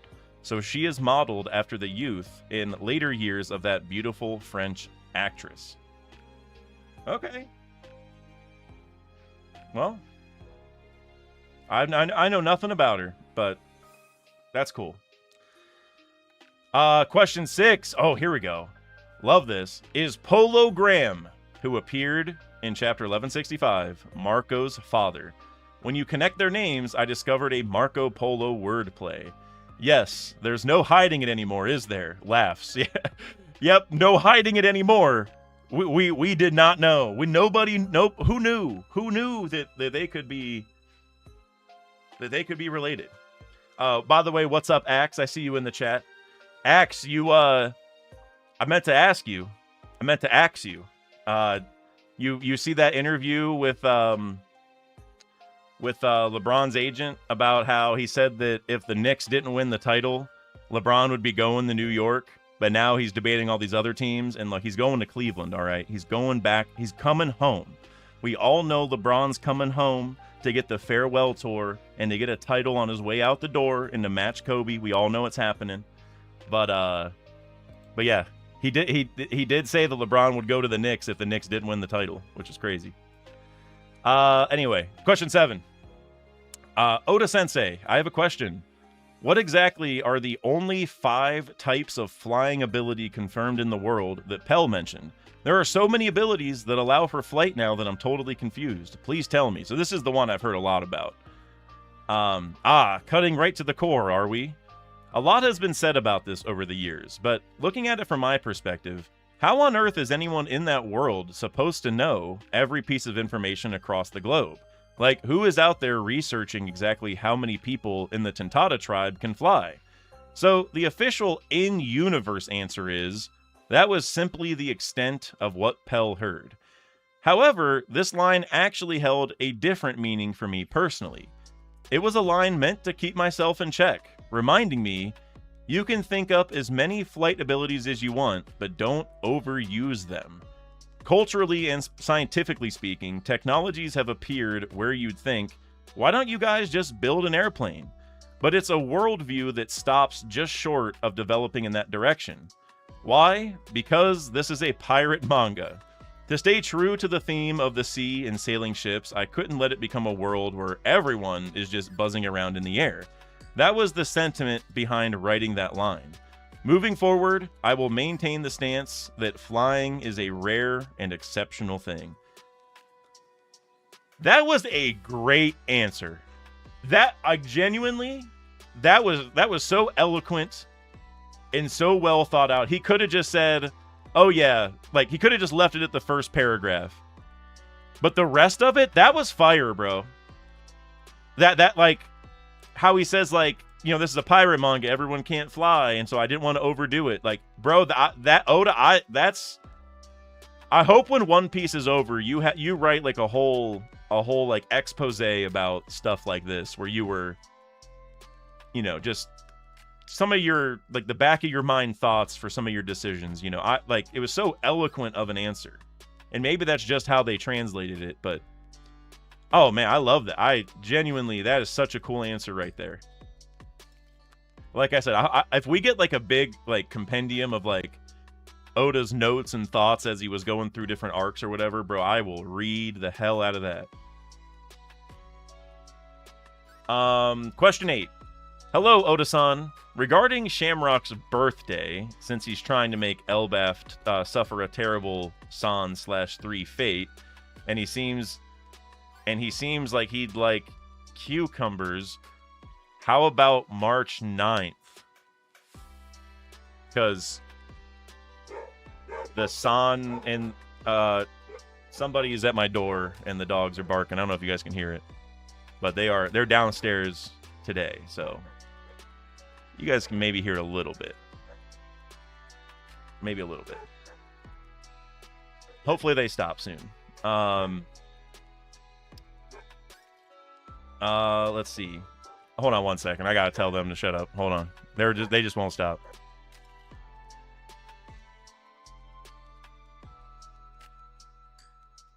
All right. You know, I mean, the benefit to them barking whenever somebody comes to the door is that nobody's ever breaking into my house. At least not without a fight. Although, honestly, my dogs would just, like, they would probably just lay down if somebody actually walked in because they're, like, way too nice. But whenever somebody comes to the door, they make their presence felt. Anyway, so as for this cucumber question about Shamrock, he's Shank's twin, so March 9th is already set in stone, right? The cucumbers are irrelevant. So I guess this guy was just having a meme question about cucumbers, but he already knew that that was his birthday, so whatever. Oda, please give us some detailed information on Rox D. Zebek, like his age, favorite foods, and least favorite foods. Sure. His height is 435 centimeters, or 14 feet and 3 inches tall. His age during the God Valley incident was 43. So hold on, wait, that's important. Hold on. So he was 43 during God Valley. Did we know that already? I can't remember. But that was 38 years ago. And he killed an admiral 18 years before that. So he was 25 when he killed an admiral. And broke into Marigewa and stuff. And so then that means that he was born... that was 38 years ago.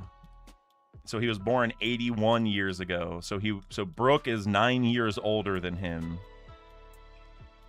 I don't know. I don't know if any of that even matters, but I was just trying to think of what exactly is going on here. His age during God Valley was 43. If he were alive today, he'd be 81. I just did the math for no reason. 7 years older than Whitebeard and 9 years younger than Brooke. His favorite foods are yami nabe. Am I saying that right? Dark or mystery hot pot. Okay. Whole roasted lamb and strong Bacardi rum. Like, I'm not a big drinker. I don't go to the bar, but next time I do go to the bar, I might have to get some Bacardi rum just because of my guy Rox. And then his least favorite food are cheese and milk. Hold up. Wait, that's important. Whoa. That's okay. You guys are going to think I'm crazy, but that is actually a huge, potentially huge theory thing. Did anybody make the connection between this and Tanjit at Long Ring Longland? Am I like the first person to think about this? Do you guys know what I'm talking about? Because in Long Ring Longland, Tanjit ate like curdled milk that became cheese that was super old.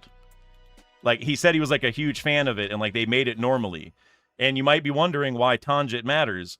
Tanjit lives on Long Ring Longland, where we did the Davy back fight, right? The first time, well, I don't know if it's the first time, because I think it's Syrup Village they mentioned Davy Jones, but the first time we really learned about Davy Jones in One Piece occurred right after we met Tanjit and he ate the old cheese milk stuff. So the fact that Rox's least favorite foods are the exact thing that Tanjit ate when we met him, and then we had the Davy back fights. I'm telling you that was intentional. I don't know if it's anything deeper than just the connection to Tanjit, but I'm telling you that's it.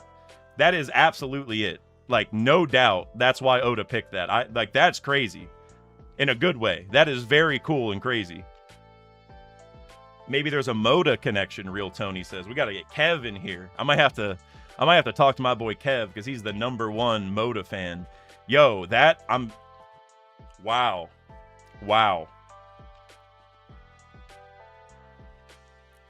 Again, it might just be a cool callback and nothing deeper, but that's definitely what that's for. It's definitely for Tanjit. That is, oh, dude, I feel so vindicated for for hyping up Tanjit and Long Ring Longland all those years ago, man. That's crazy. And I actually I don't have like the video scripted, but I know what the thumbnail is and the title, where I want to do a video about how Rox may have spoiled the One Piece a little bit, and it builds off of Lafro Tail stuff. And that might be the that might be a perfect thing to throw in there. That's crazy. Question 10. The voice actor for Joy Boy is Urara Takano, isn't it? Miss Takano is the very first person in the world to ever voice Luffy. That's absolutely right. Usually, when it comes to vital characters, audition audio files are sent to me so I can make the final choice. However, for Joy Boy, I actually made a direct request myself. Miss Urara Takano is the one who voiced Luffy in the special OVA produced for events before the current Toei Animation One Piece anime even began broadcasting. Now I wonder why exactly I said she would be perfect for this role. Well, since this volume features a special SBS with a new voice actor for Frankie, Subaru Kimura, my section of the SBS ends here. See you in the next volume. And then we also have a message from Oda. I'm going to get back to this in a second, but a message from Oda. Sorry, volume 115 is 20 yen more expensive. I really wanted to include everything up to this point, so it ended up being 13 chapters. Normally a manga volume contains about 10 chapters. We've done 12 chapters before, but I just couldn't stop at 12 this time, so I squeezed in all 13. With 13 chapters, the book is noticeably thicker. Even the amount of ink used at the printing company is different. So I figured, if it's only 20 yen more, everyone will probably forgive me, right? Please forgive me. Having that extra chapter included makes it absolutely worth it. The excitement really builds all the way until that person's appearance. On sale Friday, July 3rd, which is today. So yeah, that I love this though. Could you imagine like getting an email or a text or a letter, I don't know, some kind of message from Oda himself that's like, hey, I want you to voice somebody, and not just anybody. I want you to voice Joy Boy. If Oda sent me a direct message asking me to be the voice actor for Joy Boy directly, I'm there. I'm moving to Japan that night, you know. But major shout out to her. I mean, she deserves it. And that's so cool, being the OG Luffy and then getting to come back and be Joy Boy. That's like poetic, man, poetic. And that happened what, like 30 years ago that she did that? Probably like 28 years ago or something. That's fire, man. That's fire. That's so cool. Well, yeah, I mean, that was a very cool SBS. I feel like there wasn't anything too crazy. But surprisingly, the Rock's least favorite foods being cheese and milk is kind of my big takeaway, believe it or not. I think that is, again, it might just be a cool connection and that's it, but that is so definitely what it is, for sure. For sure.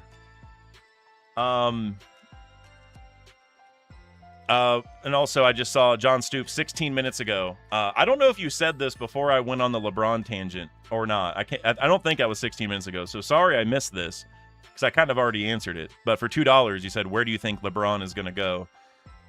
He's coming home, man. He's coming home. He's coming home for round 3 in Cleveland. I'm telling you. And it's not just because I'm a Cavs fan, but on like Polymarket and Kalshi, LeBron coming to Cleveland is now the #1 option on there. He also announced that he's like in talks to do a documentary or like have a documentary crew follow him around for his final season. I'm telling you right now, like not only would Cleveland be the best story for that, but like Cleveland will give him every concession he wants because they're used to doing that, right? Like, if LeBron wants his camera crew in the locker room after every game, they'll let it happen, you know. And it's not that like most teams would say no, but I think some teams would be iffy. Like, have you guys heard the story about when LeBron was in Miami and Pat Riley wouldn't even like let him eat cookies, or in LA, or like it was like one specific time where he wouldn't let him have his cookies. And then there's like in LA, I know there was some concessions that like LeBron couldn't get because it was just like, they're used to having big time stars, and it's like, okay, like we love having you, but we're not going to give you the moon and the stars exactly, you know. But the Cavs will. So I think it's going to be Cleveland for sure. And you will see me at many Cavaliers games this year if that happens. But all right, guys. The last thing we're gonna do is we're gonna end the stream just like last week. We're gonna play some Pirate King Run. I can't help myself. Also, Time Lord, I saw you said I missed the stream. Well, I'm sorry, but now you're here for one of the most exciting parts of it, you know, with the Pirate King Run.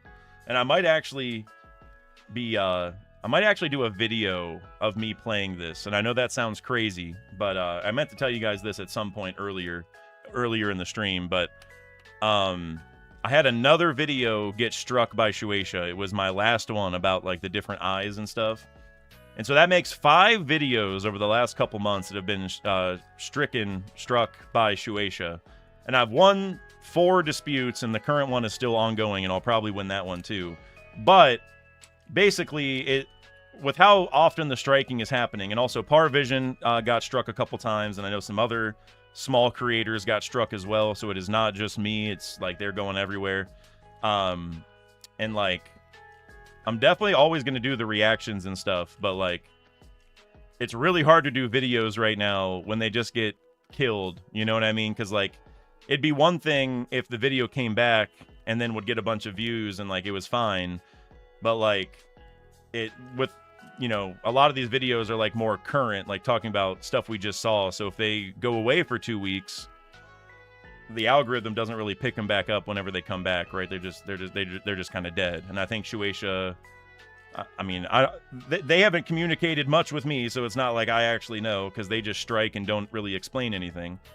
But I would imagine that's part of the plan, you know, is that this is going to make people not want to cover like current manga stuff, which is probably their biggest concern with fair use stuff, which, you know, that's a whole debate to have. But basically, ending point is that I think I'm going to try just some different videos. Not that they aren't like One Piece related or they aren't going to be entertaining, but I think I'm going to try some new things in the meantime, just because who knows how long this is going to last. And, you know, I might as well try something. So I think I might do a video of me playing this. It'll be like more heavily edited, you know, so it won't be like this where we're sitting here forever, but it'll be just like the NBA 82 and 0 videos where people do a video like playing 80 or I can't stop until I go 82 and 0. I think I'm going to do a video that's like I can't stop until I become the Pirate King, and then it's just going to be playing this, you know. And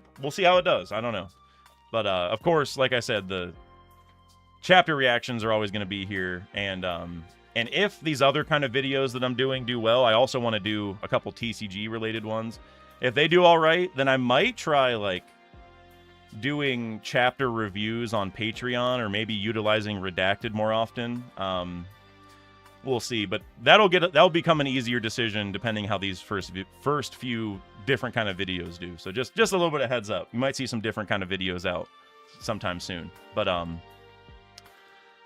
anyway, let's go ahead and play. And if you guys haven't played this before, it's just like 82 and 0, but it's One Piece. Oh god. Oh, I thought I actually got Django for a second, and I was about to be worried. Well, you can't start much better than the actual world's strongest swordsman. So of course we're gonna put him down at combatant, of course. Plume Black Hat, you here? Oh, I see you in the chat. Plume Black Hat, we got your guy. We got your guy. Jenny. Okay.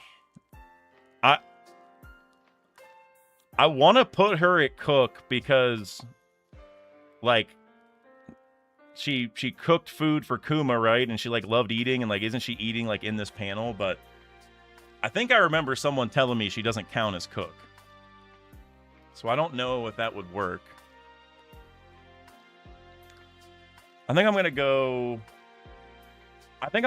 cook. I don't think it'll actually work, but canonically it should. And you know what? That matters to me. So I'm gonna just put her there.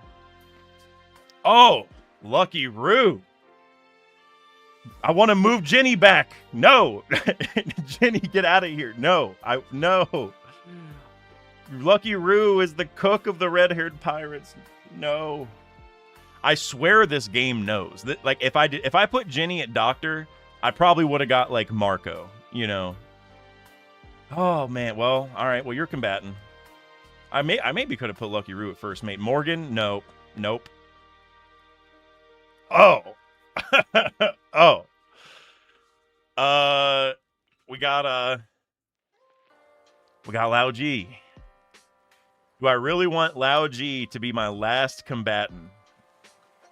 I mean, really, Lao G should be the doctor, because I mean, how is he even still around and fighting? You know, he's obviously got some medical acumen. Let's just do combatant. I don't like this setup down here, but okay, Eustace Kid. Do I want to put him as captain or first mate? Really, if I was building my ideal team, I would actually put him at navigator because he has the magnet fruit, right? And so the log poses work on magnetism, so he's probably the most elite navigator of all time. But I doubt they're going to count him for that here. So,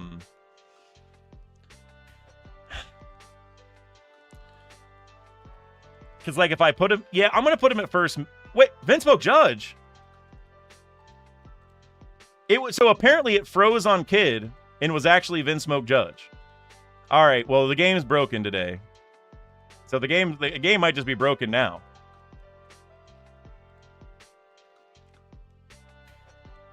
Yep. Well, Dilcor, I saw you said that the game was lagging for you earlier today, and clearly it's not just you. clearly something is... Oh my god, and I got this. I got Ryu Boshi. All right, pass. I can't believe I got duped on the Kid to Vince Smoke Judge swap. That is...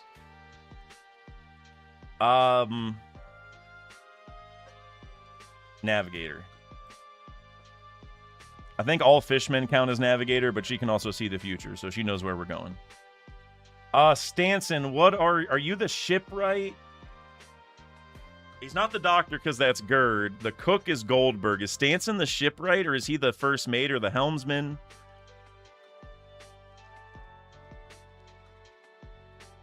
I mean, where else am I going to put him? He's not going to work anywhere else, so... I'll take Vegapunk. Vegapunk. I said Vegapunk, not Bobby Funk.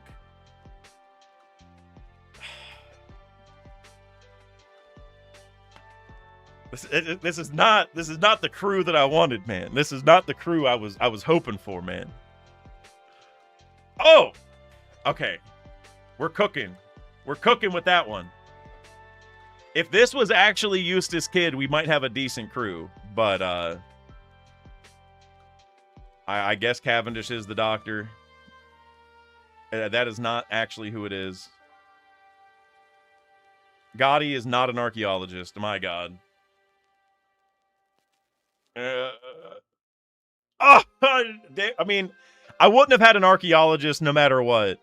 But Chopper at doctor, I could have had Lucky Roo at cook, and I'm about to get like a 40.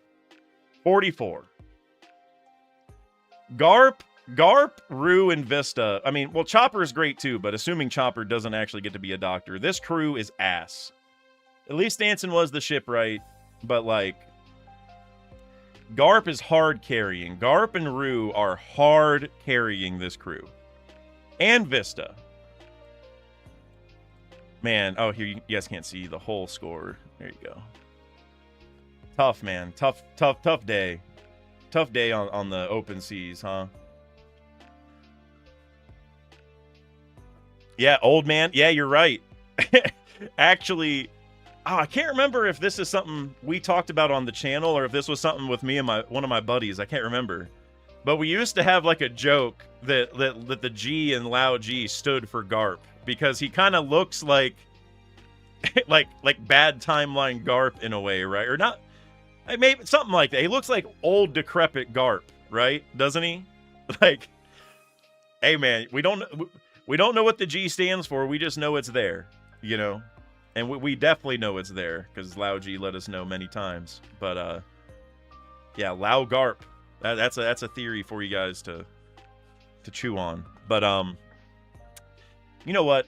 I feel like doing one more game. Let's do one more. Let's do,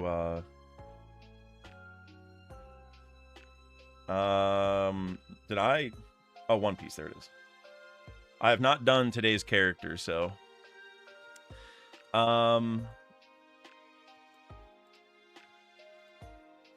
Sorry, hold on, the chat froze. Let me get back over to the chat right quick. There we go. All right, let's go ahead and see now what we are cooking. Pander 74 M99 just joined the Afro Gang. Pander, I appreciate you. Thank you very, very much, my friend. Dilcor, you said Marth said he was a Garp clone. That might be it. I know one of my buddies that I was friends with when I first watched One Piece brought up that they look similar, and it was always like a joke. But yeah, but Marth actually did a full video on it, I believe. You're right. So guys, what name should we start with? I like, you guys picked a good one last week with Giola. We're not going to do Giola again, but give me a character from somewhere between Skypiea and Dressrosa. I want it to be the middle of the story. Plumed, you said Mihawk. Mihawk was introduced in the East Blue, and it just, the middle of the story helps because for the arc, you know, because then I kind of know if it's pre or post time skip. If it's East Blue, it'll just say, oh, nope, this guy was introduced after East Blue, and then that's like the whole story. You know what I mean? Lucci. Okay, Lucci. You know, I saw 2 Luccis back-to-back from my boys Dilcor and Tiny Angry Gnome, so we're just going to go Rob Lucci. And I know Kev is also a Lucci fan, so we can definitely do Rob Lucci. So it's before Water 7. It is a male human, but everything else is wrong. So they don't just have armament and observation. They might have no hockey, or they could have conquerors. They do not have a zone. They do have a bounty. They are younger than 30. They are a male human, younger than 30, with a bounty that was introduced before Water 7. And they're not from the Grand Line. I mean, and they also have something other than just armament and observation. Luffy? I mean, Luffy fits into this. I don't know if that's like the best answer. Zoro.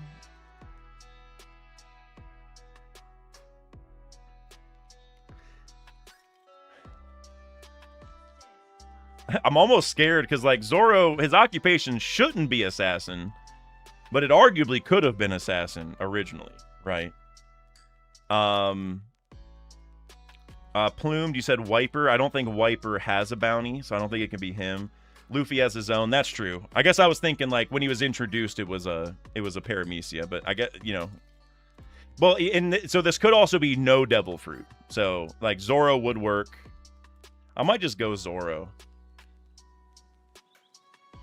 Let's just do Zoro.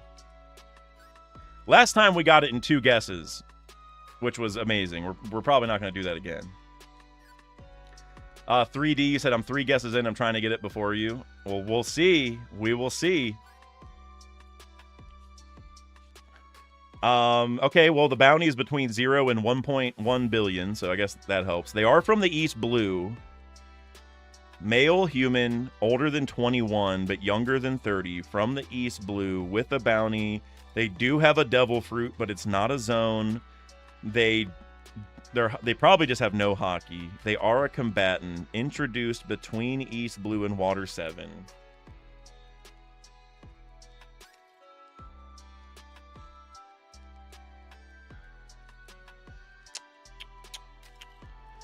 And he is a combatant. You know, Eli, you said Mr. 3. I don't like looking up info. I like doing it all off the dome, but I am going to look up Mr. 3's age. He's 37, so not him, but everything else would have fit.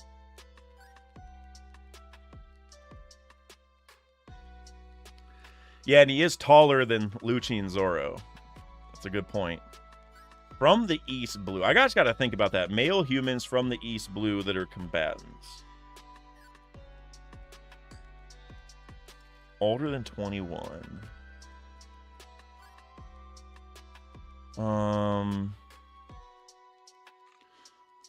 Oh, here, I saw you guys said you couldn't see it. My bad.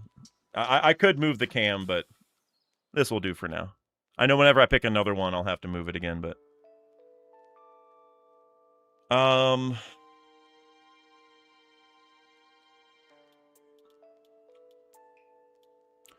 East Blue combatant introduced early in the story.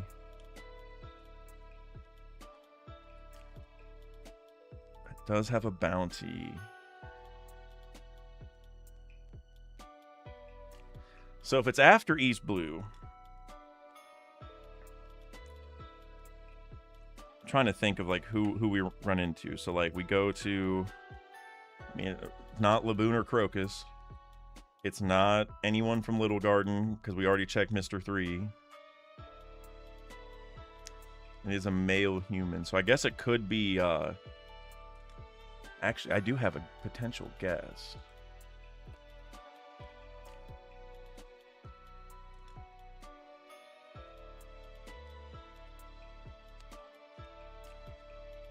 Oh man, I feel like this isn't it.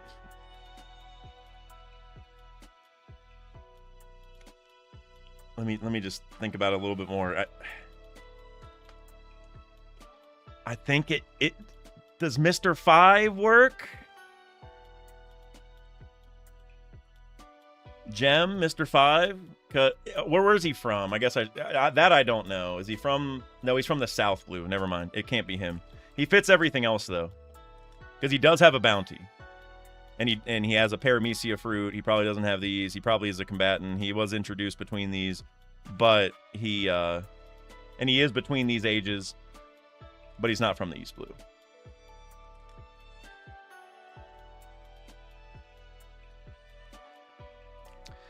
Do Baroque Works count as assassin? It's so hard for me to tell because combatant and assassin feel like almost the same thing. You know what I'm like, in a way. Like combatant's probably like if you're in a pirate crew, but even by that same token, does Baroque Works count as a pirate crew in this context? I don't like that we that we have to delineate these two. So I honestly don't know. I don't know. Time Lord, I saw you said beige. It's between Water 7 and East Blue. So it's got to be like, and it's not going to be Reverse Mountain. So it's got to be Little Garden, which I don't even think anybody from Little Garden makes sense anymore. So it's got to be like Drum Island. I mean, well, I guess you have all the people at Whiskey Peak, but like a lot of them are Baroque Works. I don't really know. I mean, oh, Mr. 9? What about Mr. 9? He's from the Grand Line, so irrelevant. Bon Clay. Being from the East Blue is really the one that's tripping me up, because this saga is after the East Blue, but yet the person's from the East Blue. Maybe Wapple's henchman, Eli says. Like Chess Marimo.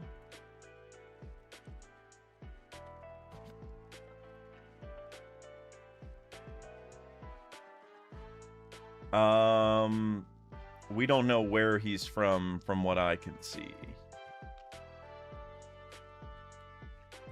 I don't know. Who's the other guy? Oh, Chess Marimo was the fused one. Duh, that's why. Chess and Kuro Marimo. Chess is from the Grand Line, because he's from Drum Kingdom. And Kuro Marimo is also from the Grand Line. So neither of them. Where is Wapple from? Is he from Drum? Like, was he born there? Because I know, like... Obviously, he's, like, gone and went multiple times. I think he is originally from there, though. Yeah, he is. Foxy. Oh, you might be cooking with Foxy. Well, no, Foxy's from the South Blue. Yeah, he's from the South Blue. All right. See, I want to look up like a list of just everyone from the East Blue, but that's too much info. That I'm just cheating at that point. Augur.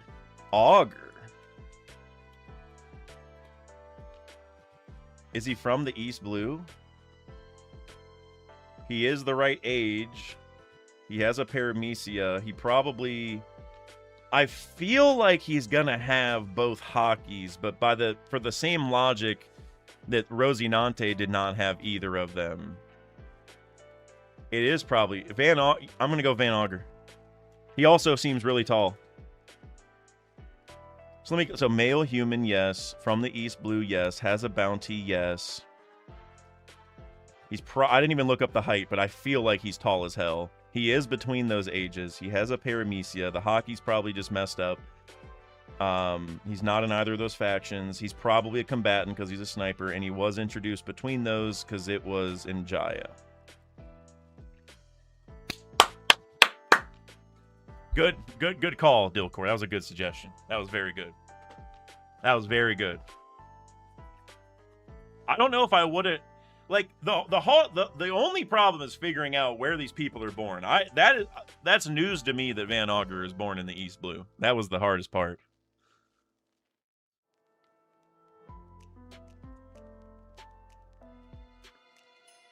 Yet, and the height was actually a really big tip, I feel like. So, can I see the... Okay, down here. Yeah, look how tall he is. 340 centimeters. My man is playing center on my 82-0 team. I'm telling you that. My God, how tall is that?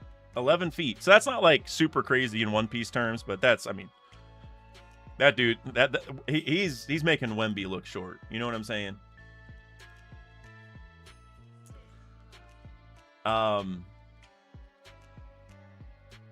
3D, you said it took you 5. I had some help. I'm not gonna lie, I had some help.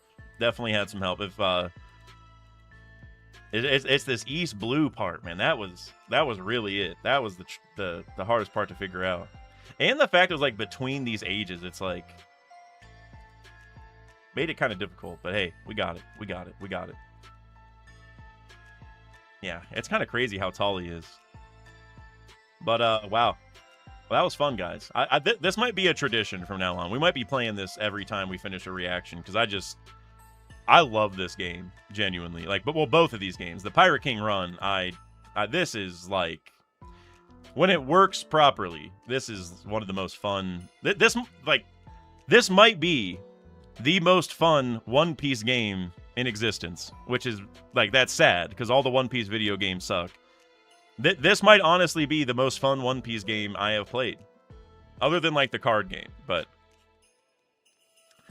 Annie Hime, you just super chatted to remind me of the other super chat, which I appreciate you very, very much. I probably would have gotten to it, but thank you for reminding me anyway. Seriously, thank you. So yeah, hey Dak sent a message about the SBS, and then earlier, I have a feeling that Oda directly requested the original Zoro and Nami voice actors to voice Joy Boy's first 2 crew members too, his Zoro and Nami, basically. So now, because my first reaction to that was going to be like, well, Emeth wasn't the original Frankie, was he? But like, I mean, Frankie was introduced way, way later, assuming that's how the parallels are working, if that's like Joy Boy's Frankie, which I presume. But obviously, Frankie's voice actor also stepped down, so he wouldn't even work. So in theory, yeah, whenever we get to the, like, Joy Boy's first couple crewmates that are like the Zoro and the Nami of the crew, you're probably right, because they had voice actors in the original OVA thing, right? Because they're the only ones who would have been around early enough, I presume. So if that's how that happens, that's elite. That would be so damn cool. Time Lord, you said, if I recall, Randy said that Bellamy's voice actor was the Zoro in the Gonzack special. Is that how you say that? Really? So Bellamy's voice actor even currently is that guy, I would imagine, if he's still working. And so if that's the case, then he's definitely going to do it, because he's still capable, it seems. That's cool. That is such a cool thing that Oda's doing, bringing back the OGs. Like, I don't know. That's why One Piece is just like, it's the best, man. It's the best. It's been going on so long that we're able to do this. Most stories can't even do cool things like this, but Oda's like, pulling people, you know, from the past like that is just so damn cool. Yeah, man, I would love that. I would love it. Plume Black Hat. Last thing, Dak. Did you observe all that swordsmanship this chapter? Nope. I did not mean to click that on that tab. Shueisha, I swear to God, if you come after me for that 1 second of panel, I'll just dispute it and win again, probably, because that seems to be how this goes, because I'm 4 for 4 on winning. But hopefully they do not get me. What I was gonna say, I can't pull. Well, I guess I can pull it up if I go over here. If I go over here, and now you guys won't be able to see it. You guys will be able to see a little bit of it behind the chat, but that's okay. I didn't see too much swordsmanship. I saw a little bit. It's I'm still waiting for Mihawk to show up, and Vista, of course. Then we'll see the real swordsmanship when Vista gets back here. That's what we're waiting on. Anihime, you also said, I'm praying it happens. Everything would come full circle. Plus, Zoro's original is Bellamy. Oh, there you go. And Nami's original voice actress is Winry from Full Metal Alchemist. Oh, I didn't know that. That's cool. That is very cool. Full Metal is one of my favorite anime. I haven't seen a ton of anime, so my list is not as long as many people's, but that is one of my favorites for sure. That is awesome. I had no idea. Well, if they're still working, they definitely are getting a call up for the Joy Boy crew for sure. 319 Swagger with our final super chat of the day, most likely. Hopefully Chopper talks to Biblo for lore, and I'm so glad you said this because, earlier we talked a lot about Chopper maybe helping out against Zaza, or just honestly maybe even helping Loki not die here from getting stabbed. But really, what Chopper needs to do is go talk to Biblo. We can let Loki bleed out for a little bit because Loki seems to be pretty much indestructible. So I don't think he's gonna die. So we can let him wait a second for Chopper to go talk to Biblo. I think that's the thing a lot of us are waiting for. Or Biblo just might be able to talk. Maybe he can speak English or Japanese technically, but But it would be kind of cool if, maybe Chopper is trying to figure out how to beat Zaza or how to stop Zaza. And then Biblo's like, oh, you might want to read this book, my friend. And then he has, a book about the gods or something. I think that'd be really cool. And then another super chat. 'Cause I said the last one was probably going to be the last one, but now Mr. Bushido swooping in last second here with the €2 super chat. Zunisha in 1188. I wouldn't say 1188, just because that would be I don't know, putting a number on it's kind of tough, But Zunisha showing up, I feel like it's maybe gotten more likely than ever the last few chapters. Personally, I think we were talking about this in the Discord, so I'm not 100%, but I'm higher than the 0% I used to be at for Zunisha. And I did just think, if we really want to stop Zaza, the one you need to call up is Zunisha, because Zunisha is just gonna slurp Zaza up through the trunk and spit Zaza out into the ocean. You know what I'm saying? If we want to take care of Zaza real quick, we got to call in Zunisha. Which I don't think that's how Zaza is gonna lose. But I'm just saying. I mean, Zunisha can pull up and just snort Zaza out of there. So that'd be kind of funny. I'm down for it. I don't think it'll happen, but I'm down for it. That would be some crazy talk. That would be so crazy. But all right, guys. I think that's about it for today. Thank you all for being here. Seriously, I appreciate you. If it is 100 degrees where you're at, please stay cool. Hopefully it cools down here shortly. But yeah. I'll be back next week for another reaction, so make sure you guys stay tuned. There will be a video out tonight or maybe tomorrow morning. Not 100% sure, but like I said throughout the stream, it's kind of just about the Straw Hats being the crew of Destiny, because they're all chosen ones and they serendipitously met. It's a cool little analysis video, not really a theory, although there are a few theory bits throughout the video, but I thought it was a cool video. I got inspired because of Brooke, because once we learned that Brooke was a musical prodigy, and, you know, was making great music on scrap instruments, and then, you know, became the star of the world. I'm like, see, that every Straw Hat's the same thing. They're born with like natural talents. They go through a bunch of stuff to hone those talents. They become the GOAT, and, you know, well, there's a lot of stuff in there, but I think you guys will like it. But either way, guys, thank you as always. I'll catch you guys later. Like I said,